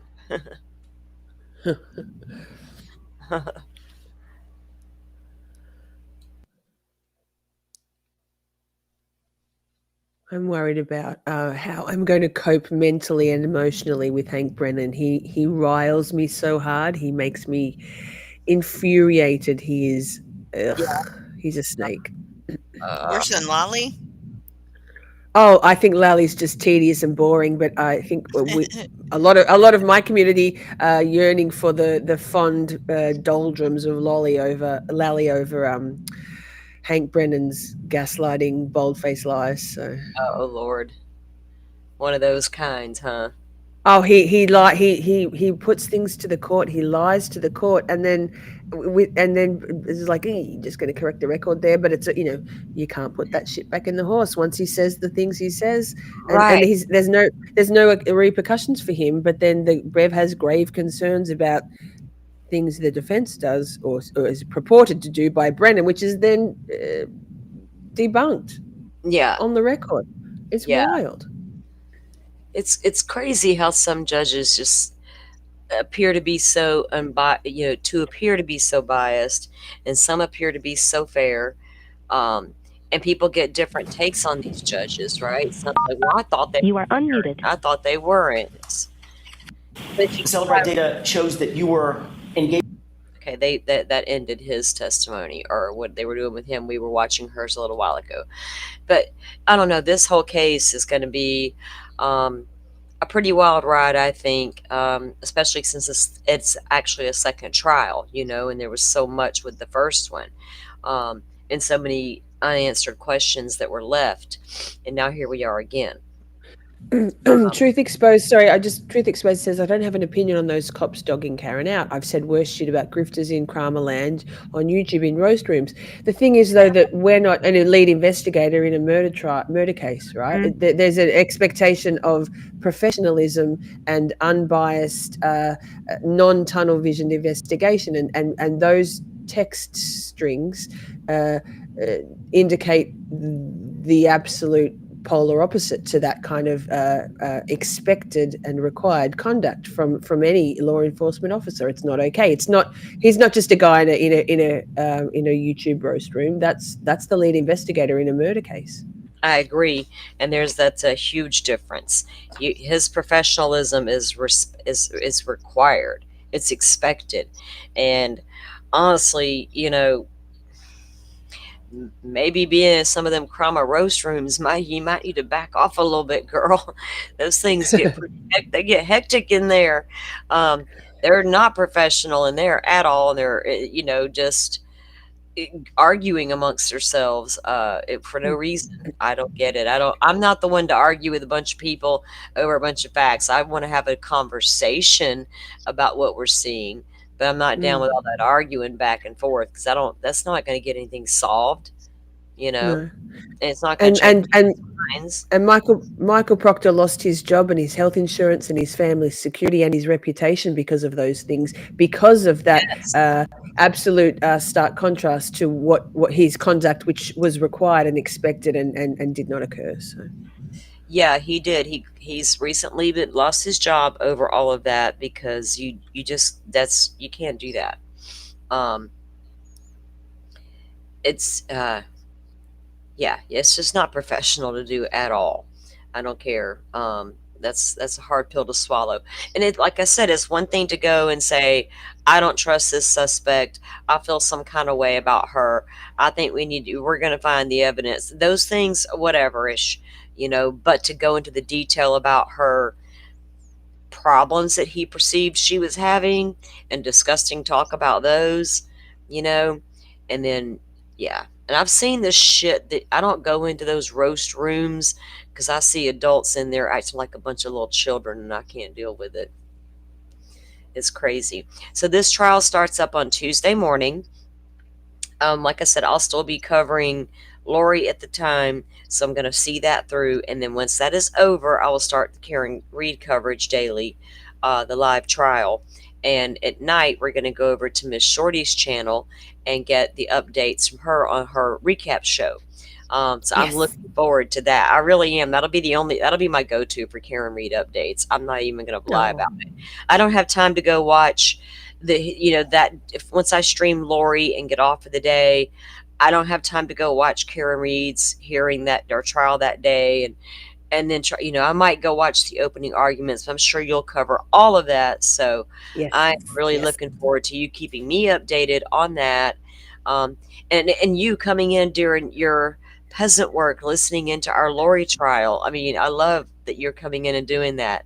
We want you to be safe out there, obviously, but we enjoy having you in chat when you are available. Same with you, Firefly. Um, all you guys who are here on a regular basis, you come in, you offer your thoughts, you have your comments, and just being a part. That's why I call it Coffee and Crime Conversations, because I like the conversation and I like seeing what you guys have to say and addressing what you guys have to say, and talking to you about it. Even you, Truth, we even you, girl. um, so yeah, there's just a lot, like you said, and it's hard to get completely caught up in one show, right? Because Oh, there's always, so it's like trying to bring somebody new into Idaho for it's like I don't even know where to start. I can try. So, but I'm also kind of working on a piecing together something for that particular case leading up to its trial. But yeah, we'll get there with it. I think once the trials, I think a lot of people have. I think a lot of people watched the first trial or know enough about it. You know what I mean? That they may be interested in the second trial, like me. Some may, some people aren't interested in every trial and every case, and that's okay. Like I got yes, and there's some cases that some people find too hard to watch. Like I know yes, some people in my community can't do Laurie Vallow Daybell, even though it's not about she's already right, been convicted and sentenced to for the crimes against her children and Tammy, but they just find it too hard, yeah. too traumatic and distressing, and I get that. Yeah, and that's what we always say here too. If you need, even I have to take a day off, right, from Mm, true crime in general, different things. So it's always important that when you need to step away, step away. You know, yes. you need a day or two, you need a month. You don't want to touch that case with a 10-foot pole. That's okay too. Um, we're not all going to agree on the same cases, and we're not all going to enjoy the same cases. If that's, like you said, is that really a word you want to use for stuff like that? But you know what I mean. We're in true crime. It is what it is. Mm. So I'll get the schedule worked out. I think that they're starting Lori's trial in the morning at 10:30 their time. I think they're 2 hours behind me. I got to check, but I will check and get that scheduled up for in the morning. And like I said, before we start the trial tomorrow, I'm going to do a recap of what we saw during the week, what as far as witness goes, and what witnesses we still have remaining, and see if we can just get a little catch up before the trial starts. So with that said, I'm going to let everybody go for the day. Miss Shorty, thanks for getting up early and coming and hanging out with us. You're a busy woman, and I appreciate you giving us your time. Thank you. Uh, Excuse me. Thank you for having me. oh, It's what? been great. I love practicing my skills on what I know and what I don't know, and on this one. And there's some gaps there, and my memory fails me on some of the details. But usually on my channel, the chat It's steers me that. in the right direction because it's a hive mind thing, right? Our combined knowledge is vast. So I Okay, love that community. I depend on Firefly and Dolphin with that with Idaho because there's so darn much. I might forget a detail or a date or a time, and I'm like, Firefly, one of us has got it. One of us can pull the answer out. But that's just part of it. We try to do the very best we can and bring the information as accurately as we can. And Firefly, I appreciate you coming up and giving your insight as well. I know this is one of the cases you have followed all along. Um, so we will be covering it as best we can here until Lori's is over. We'll go to Miss Shorty in the evenings for her updates. We had the link in chat. You guys go over and sub up to Miss Shorty and get your notifications on. And you have Camp Shorty on the weekends. You want to tell us a little bit about that? Yes, usually, other than this upcoming 10 consecutive nights, Friday and Saturday nights, we call it Camp Shorty. So I usually do 3 or 4 live streams, 2 each night. Friday and Saturday night US time. It's my Saturday and Sunday, and we do some trial watching, some free Karen Reed, and some psychology and stuff on neurodivergence as well. So it's kind of like I play some of my my music that I write. That's AI, my lyrics and AI stuff. So we have kind of variety shows. We have fun. We take this stuff seriously, but we don't take ourselves seriously. It's a beautiful, supportive, loving, inclusive, open-minded community. So yeah. You guys go over and check it out. It's a lot of fun. I've been over there and hanging out, and good conversations are being had over there. I have to say that. Yeah. I did join your second stream last night. For a while, I had my phone laying beside me, and then I ended up falling asleep at some point. But and like I said, guys, she and I was over on Shorty's channel on Friday night. We had a really great discussion on Brian Koberger case with the autism stuff, and Miss Shorty knows a lot about that. And we talked about that. We talked about the Cy stuff and the AT&T advanced timing stuff. So go check that show out if you're interested. It was a great show. It was. It really was. So all you want for your birthday is the prosecution in the Koberger case to destroy the defense on opening statements. You think they will destroy them on opening statements? Truth? Maybe. Here's how we identify that card. Thank you. I'm going to dip, but thank you so much. Thank you, chat. Thank you, Firefly. Thank you, Salty. Thank you, mods. And thank you so much. And like I said, we'll see you guys back tomorrow for our Lori Vallow Daybell trial, day 5, I believe it is. Yes. And so everybody, until then, have the great rest of your weekend, your Sunday afternoon, and I'll see you guys back here in the morning. Thank you all for watching this here video.